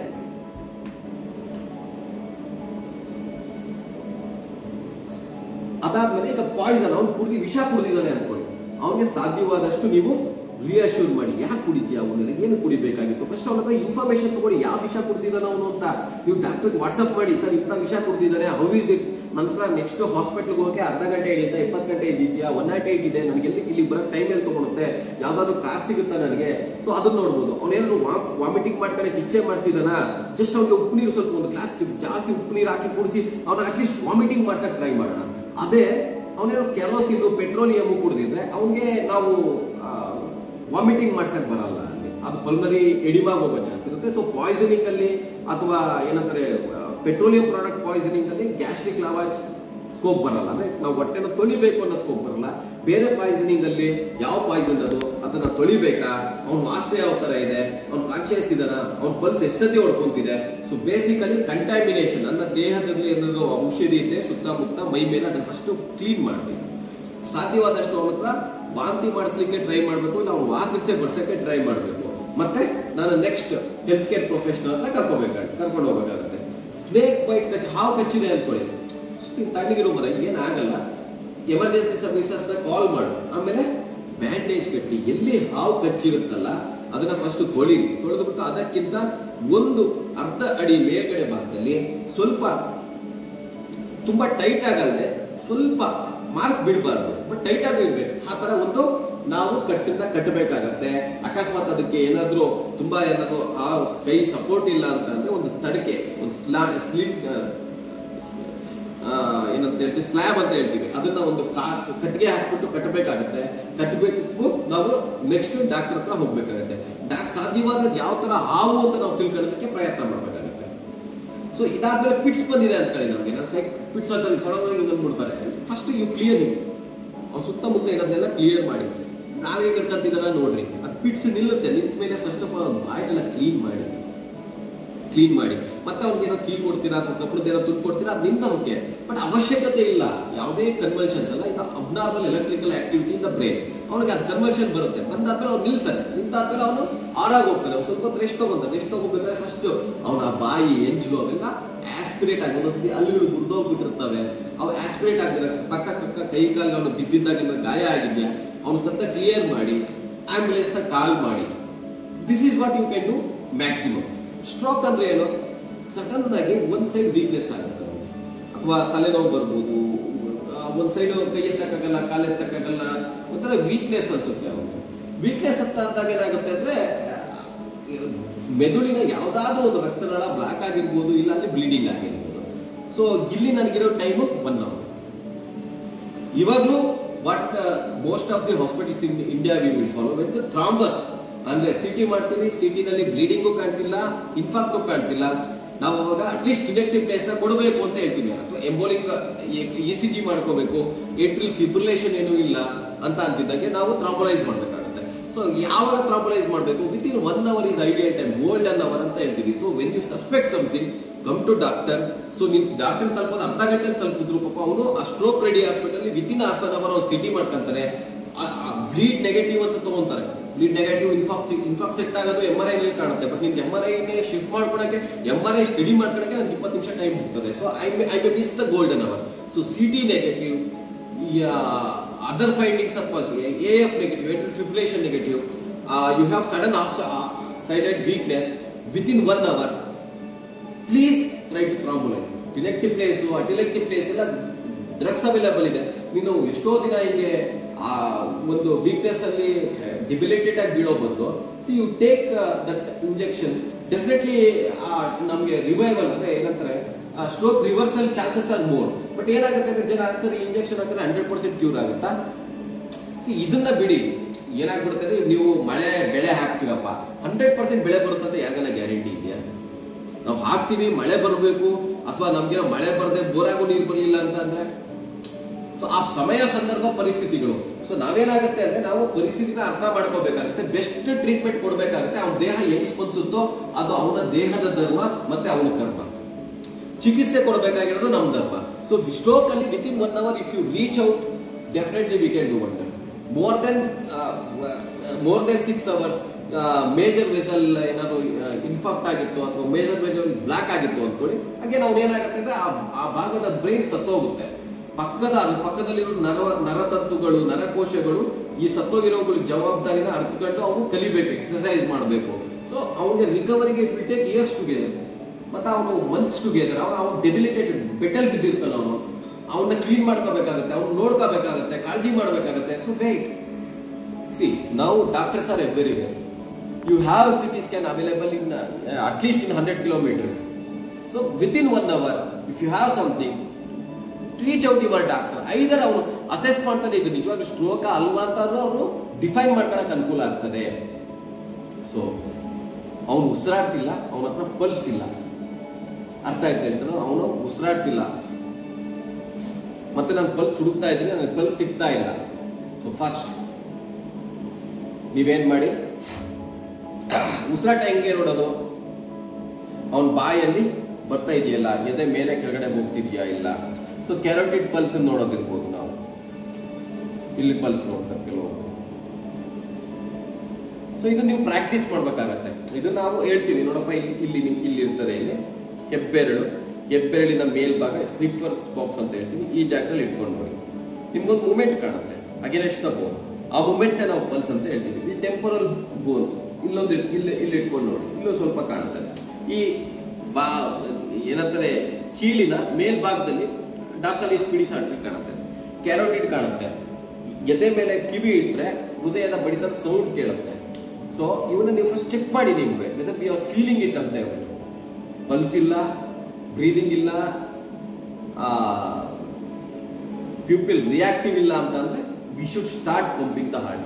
So heart ಅನ್ನ ನಾವು ಮಸಾಜ್ ಮಾಡ್ಲಿಕ್ಕೆ ಶುರು ಮಾಡ್ಬೇಕಾಗುತ್ತೆ. ಸೊ ಹಾರ್ಟ್ ಮಸಾಜಿಂಗ್ಗೆ 30 ಸತಿ ನಾನು 2 ಇಂಚು ಹೃದಯ ಈ ಎದೆಯ ಭಾಗವನ್ನ ಕೆಳಗಡೆಗೆ ತಳ್ಳಬೇಕಾಗುತ್ತೆ. ಸ್ಟ್ರೈಟ್ ಆಗಿ ಇಟ್ಕೊಂಡು ಪೂರ್ತಿ ಭಾಗ ಬಿಡಬೇಕು ನಾನು. ಸೊ ಫ್ರಾಕ್ಚರ್ ಆಗೋ ರಿಬ್ ಫ್ರಾಕ್ಚರ್ ಆಗೋ ಚಾನ್ಸಸ್ ಇರುತ್ತೆ. ಬಟ್ ಇಟ್ಸ್ ಓಕೆ, ಫ್ರಾಕ್ಚರ್ ತಾನೇ, ಆಲ್ವೇಸ್ ವಿ ಕ್ಯಾನ್ ಅದನ್ನ ರೆಡಿ ಮಾಡ್ಬೋದು. ಪ್ರಾಬ್ಲಮ್ ಈ should not dye. So chest compression, we should keep the chest compression till you reach the hospital, till somebody takes care of you.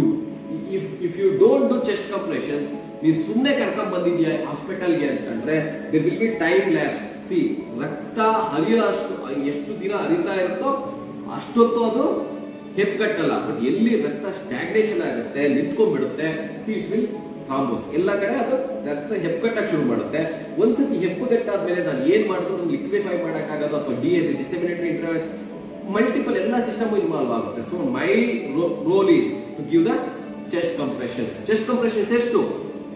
100 ರಿಂದ 120 ಒಂದು ನಿಮಿಷಕ್ಕೆ ನಾನು chest compression ಕೊಡ್ಬೇಕಾಗುತ್ತೆ. ನಾನು first ಒಂದೊಂದ್ಸರಿ chest compression ಕೊಟ್ಟಾಗ್ಲೂ ಸಮೇತ ದೇ ವಿಲ್ ಪ್ರಿಕಾರ್ಡಿಯಲ್ ಥಂಬ್ ಅಂತ ಹೇಳ್ತೀವಿ, ಜೋರಾಗಿ ಒತ್ತರು ಸಹಿತ ಅವನ ಕಾರ್ಡಿಯಾಕ್ ಮಸಾಜ್ ಆದಾಗ ಒಂದೊಂದ್ಸತಿ ಪೇಷಂಟ್ ರಿವೈವ್ ಆಗ್ತಾರೆ. ಅಂಡ್ ವಿ ಹ್ಯಾವ್, ನಾವು ನಮ್ಮ ಜೀವನದಲ್ಲಿ as we have seen these magics to happen. So ನನ್ನ ಲೈಫಲ್ಲೂ ನಾನು ಒಂದು ಮ್ಯಾಜಿಕ್ ನೋಡಿದ್ದೀನಿ ನನ್ನ ಹಾಸ್ಪಿಟಲ್. ಸೊ ಇವು ಆಗೋ ಚಾನ್ಸ್ ಇರ್ತದೆ. So we should not give up. So at least we should give the precordial thump. ಅವನು ನೈಟ್ ಏನೋ ಫುಡ್ ಪಾಯ್ಸನಿಂಗ್ ಆಗಿರ್ಬೋದು, ಅಥವಾ ಬೇರೆ ಏನೋ ಅಮಲುದಾರಕ ವಸ್ತು ಅಫೀಮೋ ಅಥವಾ ಯಾವುದೋ ಪಾರ್ಟಿನಿಯಮೋ ಏನೋ ಹುಟ್ಟಲ್ಲಿ ಬಂದಿರ್ಬೋದು, ಏನೋ ಆಗಿರ್ಬೋದು. So you should start giving the ಎದೆಯ ಎಡಭಾಗದಲ್ಲಿ ಮೇಲಿಟ್ಕೊಂಡು 2 ಇಂಚು ಅಷ್ಟು ನಾವು ಭಾರ ಬಿಟ್ಟು ಅದನ್ನ ಮಸಾಜ್ ಮಾಡ್ತಾ ಇರಬೇಕಾಗುತ್ತೆ. ಈ ಮಸಾಜ್ ನೆಕ್ಸ್ಟ್ ನನ್ನ ವೈದ್ಯ ಅಥವಾ ನನ್ನ ದಾದಿಯರಿಗೆ ನಾನು ಈ ನನ್ನ ರೋಗಿಯನ್ನು ನನ್ನ ಯಾರೋ ಅವ್ನು ಗೊತ್ತಿಲ್ಲ ನನಗೆ ಅವನ್ನ ತಲುಪಿಸೋ ತನಕ ಇದನ್ನ ನಾನು ಮಾಡ್ತಾ ಇರೋದು ನನ್ನ ಕರ್ತವ್ಯ ಆಗುತ್ತೆ. ಸೊ ಅದಾದ್ಮೇಲೆ ಅವ್ನು ಉಸಿರಾಡ್ತಿದ್ದಾನ ಇಲ್ಲ ನೋಡ್ಬೇಕು. 30 ಚೆಸ್ಟ್ ಕಂಪ್ರೆಷನ್ಸ್ ಕೊಟ್ಟ ಮೇಲೆ 2 ಗಾಳಿ ಕೊಡಿ ಅಂತ ಹೇಳ್ತಾರೆ. ಸೊ ಗಾಳಿ ಕೊಡ್ಲಿಕ್ಕೆ ಏನಿರ್ತದೆ, ಅಂಬು ಆಗಿರಲ್ಲ, ಅವ್ನಿಗೆ ಬೇರೆ ಏನಾದ್ರು ಕಾಯಿಲೆಗಳಿದಾವ ಗೊತ್ತಿರಲ್ಲ, ಮೌತ್ ಟು ಮೌತ್ ರೆಸ್ಪಿರೇಷನ್ ಕೊಡಿ ಅಂತ ಹೇಳ್ತೀವಿ ನಾವು. ಬಟ್ ಅವನಿಂದ ನಮಗೂ ಕಾಯಿಲೆ ಬರಬಾರ್ದಲ್ಲ. ಸೊ ನಾವೇನ್ ಹೇಳ್ತೀವಿ ಅಂತಂದ್ರೆ, ಇಲ್ಲ, first at least you keep giving the chest compressions. If pupil reactive ಇಲ್ಲ, first give the chest compressions. ನಿಮ್ಗೆ ಅವ್ನು ಬದುಕಿಲ್ಲ ಅಂತ ಕ್ಲೂ ಸಿಗ್ತಿದೆ ಅಂತಂದ್ರೆ give the chest compression and reach out to the next level ಅಂತ ಹೇಳ್ತೀವಿ. ಸೊ ಆಯ್ತು, ಈಗ ನೆಕ್ಸ್ಟ್ ಲೆವೆಲ್ಗೆ ಯಾವ ತರ ರೀಚ್ ಮಾಡೋದು? ಸೊ ಈಗ ಆಕ್ಸಿಡೆಂಟ್ ಆಗಿದೆ, ಒಬ್ಬ ಬಿದ್ದಿದ್ದಾನೆ, ಕಾಲಲ್ಲಿ ಬಿದ್ದಿದೆ, ಅವನ ದೇಹ ಇಲ್ಲಿ ಬಿದ್ದಿದೆ. ಆ ಕಾಲನ್ನು ದೇಹದ ಜೊತೆನೆ ಇಟ್ಕೊಂಡು ನಾವು ಕರ್ಕೊಂಡ್ ಬರ್ಬೇಕಾಗತ್ತೆ. ಅದಾದ್ಮೇಲೆ ನಾನು ಬಿದ್ದಿದ್ದೀನಿ, ಅನ್ಕಾನ್ಶಿಯಸ್ ಇದ್ದೀನಿ, ಅರ್ಥ ಆಗ್ತಿದೆ, ಎಲ್ಲೋ ಬ್ಲೀಡಿಂಗ್ ಆಗ್ತಿದೆ. ಆ ಬ್ಲೀಡಿಂಗ್ ಆಗದೆ ಇರೋ ತರ ನಾನು ಕಟ್ಟಾದ್ರೂ ಹಾಕ್ಬೇಕಾಗತ್ತೆ. ನಾನು ಹಂಗೆ ಶಿಫ್ಟ್ ಮಾಡ್ಬಿಡ್ತೀನಿ, ಹಂಗಲ್ಲ. ಆಮೇಲೆ ಅವ್ನು ಎಲ್ಲಿ ಬಂದಿರ್ತಾನಲ್ಲ ಅಲ್ಲಿ ಅವ್ನು ಕ್ಲೀನ್ ಆಗಿ ಮಲಗಿಸ್ಬೇಕಾಗುತ್ತೆ. ಸ್ಟ್ರೆಚರ್ ಬಂದ ಮೇಲೆ ಸ್ಟ್ರೆಚರ್ ಮೇಲೆ ಶಿಫ್ಟ್ ಮಾಡ್ಬೇಕು. ಶಿಫ್ಟ್ ಮಾಡ್ಬೇಕಾದ್ರೆ ಕತ್ತನ್ನ ಸಾಧ್ಯವಾದಷ್ಟು ಸಪೋರ್ಟಿವ್ ಆಗಿ ಇಟ್ಕೋಬೇಕು. ತಲೆ ಮತ್ತು ಬೆನ್ನಿನ ನೇರಕ್ಕೆ ಕತ್ತಿರಬೇಕು. ಯಾಕಂದ್ರೆ ಈ C1 ವರ್ಟೆಬ್ರಲ್ ಬಾಡಿ ಇರುತ್ತೆ, ಅದೇನ್ ಮಾಡುತ್ತೆ, ಬ್ರೈನ್ ಸ್ಟೆಮ್ ಮೇಲೆ ಕಂಪ್ರೆಷನ್ ಮಾಡ್ತಾರೆ. ಬ್ರೈನ್ ಸ್ಟೆಮ್ ಅಲ್ಲಿ ನಿಮ್ಗೆ ರೆಸ್ಪಿರೇಟರಿ ಸೆಂಟರ್ ಇದೆ. ಅವನು ನಾನು ಎತ್ತಬೇಕಾದ್ರೆ ಹೆಂಗೆಂಗೋ ಎತ್ತದಾಗಲೇ ಅವ್ನು ಪ್ರಾಬ್ಲಮ್ ಆಗ್ಬೋದು, ರಿಬ್ ಫ್ರಾಕ್ಚರ್ಸ್ ಇರ್ಬೋದು. ಸೊ ಅವನು ಎತ್ತಬೇಕಾದ್ರೆ ಅವನ್ನ ಫಸ್ಟ್ ಸಮತಲವಾಗಿ ಇಟ್ಕೊಳ್ಳಿ.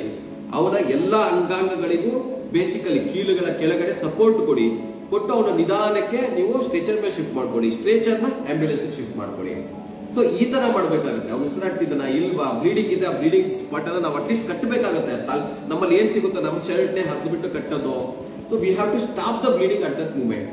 ಸೊ ಈ ತರ. ಸೊ ನಾವು ಅದಾದ್ಮೇಲೆ CPR ನ ನಾವೇನ್ ಮಾಡ್ಬೇಕು, ಕಂಟಿನ್ಯೂ ಮಾಡ್ತಾ ಇರ್ಬೇಕು. ಇಲ್ಲಿ ನೆಕ್ಸ್ಟ್ ನಾವು ಹಾಸ್ಪಿಟಲ್ ನಾವು ರೀಚ್ ಆಗೋ ತನಕ ನಾನು ನನ್ನ ಹೃದಯದ ಮಸಾಜ್ ಕೊಡೋದನ್ನ ನಿಲ್ಲಿಸಬಾರ್ದು. ನೆಕ್ ಸಪೋರ್ಟ್ ಕೊಡಿ. ಮೇಕ್ ಶೋರ್ ನೀವು ಹಿಂಗೆ ಮಾಡಬೇಕಾದ್ರೆ ಕತ್ತಿಗೆ ಅಕಸ್ಮಾತ್ ಆಕ್ಸಿಡೆಂಟ್ ಆಗಿದ್ದಾಗ, ಏಟ್ ಆಗಿದ್ದಾಗ ಮತ್ತೇನೋ ಆಗದೆ ಇರುತ್ತೆ, ನೆಕ್ ಸಪೋರ್ಟ್ ನ ಕ್ಲಿಯರ್ ಆಗಿ ಕೊಟ್ಕೊಳ್ಳಿ. ಮತ್ತೆ ಇಲ್ಲಿಂದ ನೀವು ಹೊರಡ್ತಿದ್ದಂಗೆ ನೀವು ಯಾವ ಹಾಸ್ಪಿಟಲ್ ರೀಚ್ ಆಗ್ಬೇಕು ಅಂತ ಇದ್ದೀರಾ, ಆ ಹಾಸ್ಪಿಟಲ್ ನ ಕಾಲ್ ಮಾಡಿ. ನೀವು ಹೆದ್ದಾರಿಗಳನ್ನೆಲ್ಲ ನೋಡಿ, ಆ ಹಾಸ್ಪಿಟಲ್ಗೆ ನಂಬರ್ಗಳು ಹಾಕೊಂಡಿರ್ತಾರೆ ಅಥವಾ ಹಾಸ್ಪಿಟಲ್ದು ಅಡ್ವರ್ಟೈಸ್ಮೆಂಟ್ ಹಾಕೊಂಡಿರ್ತಾರೆ. ಇಟ್ ಈಸ್ ಯಾಕೆ ಅಂತಂದ್ರೆ ನಾನು ನಿನಗೆ ಸಹಾಯ ಮಾಡ್ಲಿ ಇಲ್ಲಿದ್ದೀನಿ ಅಂತ ಅಷ್ಟೇ. ಅದು ಪೆಟ್ರೋಲ್ ಬಂಕ್ ಸಿಂಬಲ್ ಹಾಕಿ ನೋಡಪ್ಪ, ನೀನು ಪೆಟ್ರೋಲ್ ಮುಗಿತ ನಾನು ಇಲ್ಲಿದ್ದೀನಿ ಅನ್ನೋ ಒಂದು ಸಿಂಬಲ್ ಅದು. ಸೊ ನಿಮ್ಗೆ ಎಷ್ಟೊಂದು ಕಡೆ ನಿಮ್ಗೆ ಮಾರ್ಕ್ಸ್ ಇರ್ತವೆ ಅಥವಾ ಒಂದು ರೋಡ್ ಸೈಡ್ ಅಲ್ಲಿ ಮಾರ್ಕ್ಗಳಿರ್ಬೋದು. ಅವನ್ನ ನೀವು ಕನ್ಸಲ್ಟ್ ಮಾಡಿ, ಸುತ್ತಮುತ್ತ ಇರೋರು ಕೇಳಿ. ಮತ್ತೆ ಹಾಸ್ಪಿಟಲ್ಗೆ ಪ್ರಿಯಾಗಿ ಇನ್ಫಾರ್ಮ್ ಮಾಡಿ, ಒಂದು ಆಕ್ಸಿಡೆಂಟ್ ಆಗಿದೆ, ಈ ತರ ಆಗಿದೆ, ನಾವು ಪೇಷಂಟ್ ಕರ್ಕೊಂಡ್ ಬರ್ತಾ ಇದೀವಿ ಅಂತ. ನೀವು ಕರ್ಕೊಂಡ್ ಬರೋ ಅಷ್ಟೊತ್ತಿಗೆ ಅವ್ರು ಕ್ರಾಶ್ ಕಾಟ್ ಮತ್ತೆ ಪೂರ್ತಿ ಎಲ್ಲ ಎಮರ್ಜೆನ್ಸಿ ಸಿಸ್ಟಮ್ ನ ಹಾಸ್ಪಿಟಲ್ ಹೊರಗಡೆ ತಗೊಂಡ್ಬಂದು ಇಟ್ಕೊಂಡಿರ್ತಾರೆ. ಸೊ ಶಿಫ್ಟಿಂಗ್ ಅವ್ರು ಹೆಲ್ಪ್ ಮಾಡ್ತಾರೆ. ನೀವು ಯಾವ ಹಾಸ್ಪಿಟಲ್ ಹೋಗ್ತಾ ಇದೀವಿ ಅಂತ ಗೊತ್ತಿಲ್ಲ, ಎಲ್ಲಿ ಹೋಗ್ತಾ ಇದೀವಿ ಅಂತ ಗೊತ್ತಿಲ್ಲ. ಈ ಸರ್ ಇವ್ರು ಯಾರೋ ಬಿದ್ದಿದೆ ಸರ್, ನಾನು ಕರ್ಕೊಂಡ್ ಬಂದೆ ಅಂತ ಬೇಜವಾಬ್ದಾರಿಯಿಂದ ಕರ್ಕೊಂಡ್ ಬಂದು ಅಲ್ಲಿಟ್ಬಿಟ್ಟು ಹೋಗೋದು.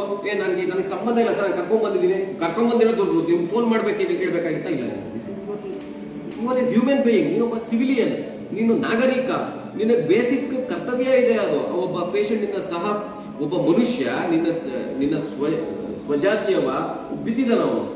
ಸೊ ಅವನ್ನ ನೀನ್ ಎತ್ಕೊಂಡ್ ಬರ್ಬೇಕಾದ್ರೆ ಅವ್ನು ರೆಸ್ಪೆಕ್ಟ್ಫುಲ್ ಆಗಿ ಕರ್ಕೊಂಡ್ ಬಂದು ಅವ್ನು ಎಲ್ಲಿ ಕರ್ಕೊಂಡು ಹೋಗ್ತಾ ಇದ್ದ ಇನ್ಫಾರ್ಮ್ ಮಾಡೋದು ರೆಡಿ ಆಗುತ್ತೆ. ಸೊ ಹಾಸ್ಪಿಟಲ್ ಅಲ್ಲಿ ಸ್ಟಾಫ್ ರೆಡಿ ಇರ್ತಾರೆ.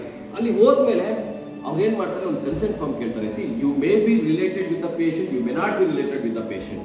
ಡಾಕ್ಟರ್ಗೆ ನೀನು ಪೇಷಂಟ್ ನ ಹ್ಯಾಂಡ್ ಓವರ್ ಮಾಡ್ಬೇಕಾದ್ರೆ ಪೇಷಂಟ್ ನ ಪರಿಸ್ಥಿತಿ ಏನಿತ್ತು ಅಂತ ಇದು ಬರ್ದುಬಿಟ್ಟು, ಅಪ್ಪ ನೋಡಪ್ಪ ನೀನು ನನಗೆ ಹ್ಯಾಂಡ್ ಓವರ್ ಮಾಡಿದಾಗ ಈ ಪರಿಸ್ಥಿತಿ ಇದೆ ಅಂತ ಹೇಳ್ತಾರೆ. ನನಗೆ ಗೊತ್ತಿಲ್ಲ ಸರ್, ನನಗೂ ಈ ಪೇಷಂಟ್ಗೂ ಸಂಬಂಧನೇ ಇಲ್ಲ, ನಾನು ಸೈನ್ ಹಾಕಲ್ಲ ಅಂತ ಅಂದ್ರೆ ಅವ್ನ ಪೇಷಂಟ್ ನೆಕ್ಸ್ಟ್ ಅವ್ರ ಕಡೆಯವ್ರು ಬಂದೇ ಹೇಳ್ಬೋದು, ಸರ್ ಅವ್ನು ಬದುಕಿದ್ದ ಸರ್, ಹಾಸ್ಪಿಟಲಲ್ಲೇ ಸತ್ತ, ಹಾಸ್ಪಿಟಲ್ ಇಂಜೆಕ್ಷನ್ ಕೊಟ್ಟ ಮೇಲೆ ಸತ್ತ, ಇವೆಲ್ಲ ಬರ್ತಾರೆ. ಕರ್ಕೊಂಡ್ ಬಂದ್ಮೇಲೆ ಅದು ಮಿನಿಮಮ್ ಜವಾಬ್ದಾರಿ ಆಗುತ್ತೆ. ಇಲ್ಲಪ್ಪ ನಾನು ನೋಡ್ದಾಗ ಹಿಂಗಿತ್ತು ಅಂತ ಕನ್ಸೆಂಟ್ ಸೈನ್ ಹಾಕ್ಬಿಟ್ಟು ಪೊಲೀಸ್ ಇನ್ಫಾರ್ಮ್ ಮಾಡಿ ಅಥವಾ ಮಾಡದೇ ಇರೋದಿರ್ಲಿ, ನಿಮ್ಮ ನಂಬರ್ ಅನ್ನ ಕಟ್ಬಿಟ್ಟು ನೀವು ನಿಮ್ಮ ಕೆಲಸ ತುರ್ತು ಕಾರ್ಯಗಳು ಏನೇ ಇರೋ ನೀವು ಕಾರ್ಯಗಳು ಹೋಗಿ. ಸೊ ಬೇಸಿಕಲಿ ನೀವು ಗಿವ್ ಕನ್ಸೆಂಟ್ ಕೊಡಬೇಕು. ಇನ್ಫಾರ್ಮ್ ಯಾಕೆ ಪೊಲೀಸ್ಗೆ ಯಾಕೆ ಇನ್ಫಾರ್ಮ್ ಮಾಡಬೇಕು? ಈಗ ಡಾಕ್ಟರ್ ಚಿಕಿತ್ಸೆ ಕೊಡ್ತಿರ್ತಾರೆ, ಈ ಪೇಷಂಟ್ ಯಾವ ಕಡೆಯವರು, ಅವ್ನು ಎಲ್ಲಿಂದ ಕರಿಬೇಕು, ಅದು ಪೊಲೀಸ್ನ ಜವಾಬ್ದಾರಿ ಆಗುತ್ತೆ. ಅವರು ಅದನ್ನ ಜವಾಬ್ದಾರಿ ತಗೊಂತಾರೆ. ಇಲ್ಲಪ್ಪ ಇವ್ರ ಮನೆ ಕಡೆಯವ್ರನ್ನ ನಾವು ಕಲಿಸ್ತೀವಿ, ಸೊ ಅವ್ರು ಕರೆಸ್ಕೊಂತಾರೆ ಅದನ್ನ. ಸೊ ಬೈ ಸ್ಟ್ಯಾಂಡರ್ ಆಗಿ ನೀನು ನಿನ್ ಪಕ್ಕದವನಾಗಿ ಏನ್ ಮಾಡಿದ್ಯಾ, ನೀನು ಅವನ ಪೇಷಂಟ್ ನ ಹಾಸ್ಪಿಟಲ್ ತನಕ ತಗೊಂಡ್ ಬಂದಿದ್ಯಾ. ಹಾಸ್ಪಿಟಲ್ ಇರುವ ರೋಗಿ ವೈದ್ಯರಿಗೆ ದಾದಿಯರಿಗೆ ನೀನು ಪೇಷಂಟ್ ಹಸ್ತಾಂತರ ಮಾಡಿದ್ಯಾ, ಮಾಡಿದ್ಮೇಲೆ ಪರಿಸ್ಥಿತಿ ಏನಿತ್ತು ಅಂತ ಹೇಳ್ಬಿಟ್ಟು ನೀನು ದಾಖಲಿಸಿದ್ಯಾ, ಡಾಕ್ಟರ್ ದಾಖಲಿಸಿರೋದಕ್ಕೆ ನೀನು ಒಪ್ಪಿಗೆಯನ್ನು ನೀಡಿದ್ಯಾ, ಸಮ್ಮತಿಯನ್ನು ನೀಡಿದ್ಯಾ, ಮತ್ತದಾದ್ಮೇಲೆ ಡಾಕ್ಟರ್ ಆಗ್ಲಿ ನೀವಾಗ್ಲಿ ಯಾರೋ ಒಬ್ರು ನೀವು ಸರ್ ಇಂಥ ಕಡೆ ಆಕ್ಸಿಡೆಂಟ್ ಆಗಿತ್ತು ಸರ್, ಗೊತ್ತಿಲ್ಲ ಬೈಕ್ ಅಲ್ಲೇ ಬಿದ್ದಿದೆ, ಪೇಷಂಟ್ ಕೈ ಕಾಲೆಲ್ಲ ಮುರಿದು ಹೋಯ್ತು, ನಾನು ತಗೊಂಡ್ಬಂದು ಹಾಸ್ಪಿಟ್ಲಿಗೆ ಅಡ್ಮಿಷನ್ ಮಾಡಿದ್ದೀನಿ, ನನ್ನ ಹೆಸರಿದು, ನನ್ನ ತುರ್ತು ಕಾರ್ಯಕ್ರಮ ಇದೆ, ನನ್ನ ಕೆಲಸ ಇದೆ, ನಾನು ಹೋಗ್ತೀನಿ, ದಯಮಾಡಿ ಬಂದ್ಬಿಟ್ಟು ಪೇಷಂಟ್ ಕಡೆಯವ್ರು ನೀವು ಇನ್ಫಾರ್ಮ್ ಮಾಡಿ, ನನಗೆ ಬೇರೆ ಕೆಲಸಗಳಿದೆ, ನೀವು ಯಾವಾಗಾದ್ರೂ ನನ್ನ ಅವಶ್ಯಕತೆ ಇದ್ದ ಕರೀರಿ, ನಾನು ಅದಕ್ಕೆ ಬಂದ್ಬಿಟ್ಟು ನಾನು ಏನು ಸ್ಪಷ್ಟೀಕರಣ ನೀಡಬೇಕು ನೀಡ್ತೀನಿ ಅಷ್ಟೇ. You have to inform the patient, inform the police. ಯಾಕಂದ್ರೆ ಅವ್ರ ಕರ್ತವ್ಯ ಅದು, ಅವ್ರ ಅಪ್ಪ ಎಲ್ಲವರು, ಅವ್ರ ಅಮ್ಮ ಎಲ್ಲವರು, ಅವ್ರ ಅಡ್ರೆಸ್ ಐತೋ ಇಲ್ವೋ, ಇಟ್ಸ್ ದೇರ್ ರೆಸ್ಪಾನ್ಸಿಬಿಲಿಟಿ, ಅವ್ರು ಅದನ್ನ ಟೇಕ್ ಕೇರ್ ಮಾಡ್ತಾರೆ. ಸೊ ಈ ಪ್ರಾಬ್ಲಮ್ಗಳು ನಾನು ಆಸ್ಪತ್ರೆಗೆ ವರ್ಗಾಯಿಸುವ ಕ್ರಮ ಕ್ಲೀನಾಗಿ ಕಂಟಿನ್ಯೂ ಅಲ್ಲಿ ಕನ್ಸಲ್ಟ್ ಫಾರ್ಮ್ಸ್ಗೂ ಸೈನ್ ಮಾಡಬೇಕು. ನಾನು ಈಗ ಬಂದಿದ್ದೀನಿ, ನಾನೇನೋ ಬೇಜವಾಬ್ದಾರಿ, ದೇಹ ಅಬ್ನಾರ್ಮಲ್ ಆದಾಗ ಏನ್ ಹೇಳ್ತಾರೆ ಅಂತ ಅದನ್ನ ನಾವು ಕೇಳಿಸ್ಕೋಬೇಕು. ಪಕ್ಕದಲ್ಲಿ ಏನಾದ್ರೂ ಆದಾಗ ಅಲ್ಲಿ ನಾನು ಏನ್ ಪರೀಕ್ಷೆಗಳನ್ನ ಮಾಡಬೇಕು, ಕಣ್ಣೇನ್ ನೋಡ್ಬೇಕು, ಪಲ್ಸ್ ಏನ್ ನೋಡ್ಬೇಕು, ಎಲ್ಲಿ ನೋಡ್ಬೇಕು, ಯಾವ ತರ ಆಲಿಸ್ಬೇಕು, ಇದನ್ನು ನಾವು ಅಬ್ಸರ್ವ್ ಮಾಡಬೇಕು. ಅದನ್ನ ನೆಕ್ಸ್ಟ್ ಶಿಫ್ಟ್ ಮಾಡ್ಬೇಕಾದ್ರೆ ನಾನು ಯಾವ ತರ ಶಿಫ್ಟ್ ಮಾಡಬೇಕು. ಸೊ ನಾನು ಕೊಡ್ಬೇಕಾಗಿರೋ ಕಾರ್ಡಿಯೋಪಲ್ಮನರಿ ರೆಸಿಸಿಟೇಷನ್ ಚೆಸ್ಟ್ ಕಂಪ್ರೆಷನ್ಸ್ 30ರಿಂದ 60 chest compression we start giving and ಅವ್ನ ಕಣ್ಣನ್ನ ಅಬ್ಸರ್ವ್ ಮಾಡಬೇಕು. ಬಟ್ ವೆನ್ ಯು ನೋ ಇವ್ನಿಗೆ ಉಸಿರಾಡ್ತಿಲ್ಲ, ಇವ್ನಿಗೆ ಪಲ್ಸ್ ಇಲ್ಲ ಅಂತ ನೀವು ಕಾನ್ಫಿಡೆಂಟ್ ಆಗಿ ಹೇಳಿದಾಗ ಅಷ್ಟೇ ನಿಮ್ಗೆ ಚೆಸ್ಟ್ ಕಂಪ್ರೆಷನ್ ಕೊಡಕ್ಕಾಗತ್ತೆ. ಅಥವಾ ಚೆಸ್ಟ್ ಕಂಪ್ರೆಷನ್ ನೀವು ಕೊಟ್ಮೇಲೆ ಅವ್ನು ಅನ್ಕಾನ್ಶಿಯಸ್ ಇದ್ರು ಸಮೇತ ಅದ್ ನೋವಿಗೆ ಅವ್ನು ಎದ್ದಾಡ್ತಾನ, ಅವನು ಹಾ ಹೂ ಅಂತ ಹೇಳ್ತಾನೆ. So you should start giving the chest compressions. ಅದಾದ್ಮೇಲೆ ಅವನನ್ನ ಹತ್ತಿರದ ಆಸ್ಪತ್ರೆಗೆ ದಾಖಲು ಮಾಡಬೇಕು. ಅಲ್ಲಿ ತನಕನೂ ನಮ್ಮ ಒಬ್ಬ ನಾಗರಿಕರಾಗಿ ನಮ್ಮ ಜವಾಬ್ದಾರಿಗಳಿರ್ತವೆ. ಸೊ ಇದು ಯಾವ್ದು ರಾಕೆಟ್ ಸೈನ್ಸ್ ಅಲ್ಲ. ಬೇಸಿಕಲಿ ಯುವರ್ ಸ್ಟ್ಯಾಂಡಿಂಗ್ ಅಲೋನ್, ಇನ್ನೆಲ್ಲೋ ತೋಟದಲ್ಲಿ ಇದೆಯಾ, you are doing something, you are alone, ಆಗ ನಿನ್ ಜೊತೆ ಯಾರೋ ಒಬ್ರು ಇದಾರೆ, ಇಲ್ಲದೆ ಇರ್ಬೋದು. ಬೇಸಿಕ್ ಥಿಂಗ್ಸ್ ಇಷ್ಟು, ನಿನ್ನ ಕೈಗಳಿದಾವೆ, ನಿನ್ನ ಮನಸ್ಸಿದೆ, ನಿನಗೆ ಬೇಕಾಗಿ ನಿನ್ನ ಹತ್ರ ಮೊಬೈಲ್ ಇದೆ, ನೀನ್ ಏನ್ ಮಾಡ್ಬೋದು, ಏನ್ ಮಾಡದೇ ಇರ್ಬೋದು, ಮತ್ತೆ ನಿನ್ನ ಐಡೆಂಟಿಟಿ ಕಾರ್ಡ್, ನಿನ್ಗೆ ಆಕ್ಸಿಡೆಂಟ್ ಆಗ್ಬೋದು, ಏನೇ ಆಗ್ಬೋದು, ಒಂದು ದಾಖಲಾತಿ, ನಿನ್ನ ದಾಖಲಾತಿನ ನೀನು ಯಾವತ್ತೂ ಇಟ್ಕೊಂಡಿರ್ಬೇಕು. ಮೊಬೈಲ್ ಒಂದೊಂದ್ಸತಿ ಕೆಟ್ಟು ಹೋಗ್ಬೋದು ಆಕ್ಸಿಡೆಂಟ್ ಆದಾಗ, ಮತ್ತೇನೋ ಆಗ್ಬೋದು. ಸೊ ಕೆಲವೊಂದು ದಾಖಲಾತಿಗಳನ್ನ ಹಾರ್ಡ್ ಕಾಪೀಸ್ ನಾವು ಇಟ್ಕೋಬೇಕಾಗಿರ್ತದೆ. ಸೊ ಇದು ಬೇಸಿಕಲಿ ನಾವೇನ್ ಹೇಳ್ತಾ ಇದೀವಿ, ಪ್ರಥಮ ಚಿಕಿತ್ಸೆಯ ತರಬೇತಿಯನ್ನ ಇಷ್ಟು ಮಟ್ಟಿಗೆ ನಾವು ಕಂಪ್ಲೀಟ್ ಮಾಡ್ತಾ ಇದೀವಿ. ಸೊ ಇದಾದ್ಮೇಲೆ ನಾವು ನಿಮ್ಗೆ ಆ ಹ್ಯಾಂಡ್ಸ್ ಆನ್ ತರಬೇತಿ ಕೊಡೋದಿರ್ಬೋದು, ಚೆಸ್ಟ್ ಕಂಪ್ರೆಷನ್ ಯಾವ ತರ ಕೊಡ್ಬೇಕು ಅನ್ನೋದಿರ್ಬೋದು, ಅಥವಾ ಪಲ್ಸ್ ಅನ್ನ ಎಲ್ಲೆಲ್ಲಿ ನೋಡ್ಬೇಕು ಅನ್ನೋದು ನಾವು ಇಂಡಿವಿಜುವಲ್ ಒಬ್ಬೊಬ್ರು ಕರೆಸ್ಕೊಂಡ್ಬಿಟ್ಟು ಅವರಿಗೆ ಸಾಧ್ಯವಾದಷ್ಟು ನಿಮ್ಮ ತಿಳುವಳಿಕೆ ತಕ್ಕನಾಗಿ ನಾವು ಹೇಳ್ಕೊಡ್ಲಿಕ್ಕೆ ಪ್ರಯತ್ನ ಪಡ್ತೀವಿ. ಧನ್ಯವಾದಗಳು.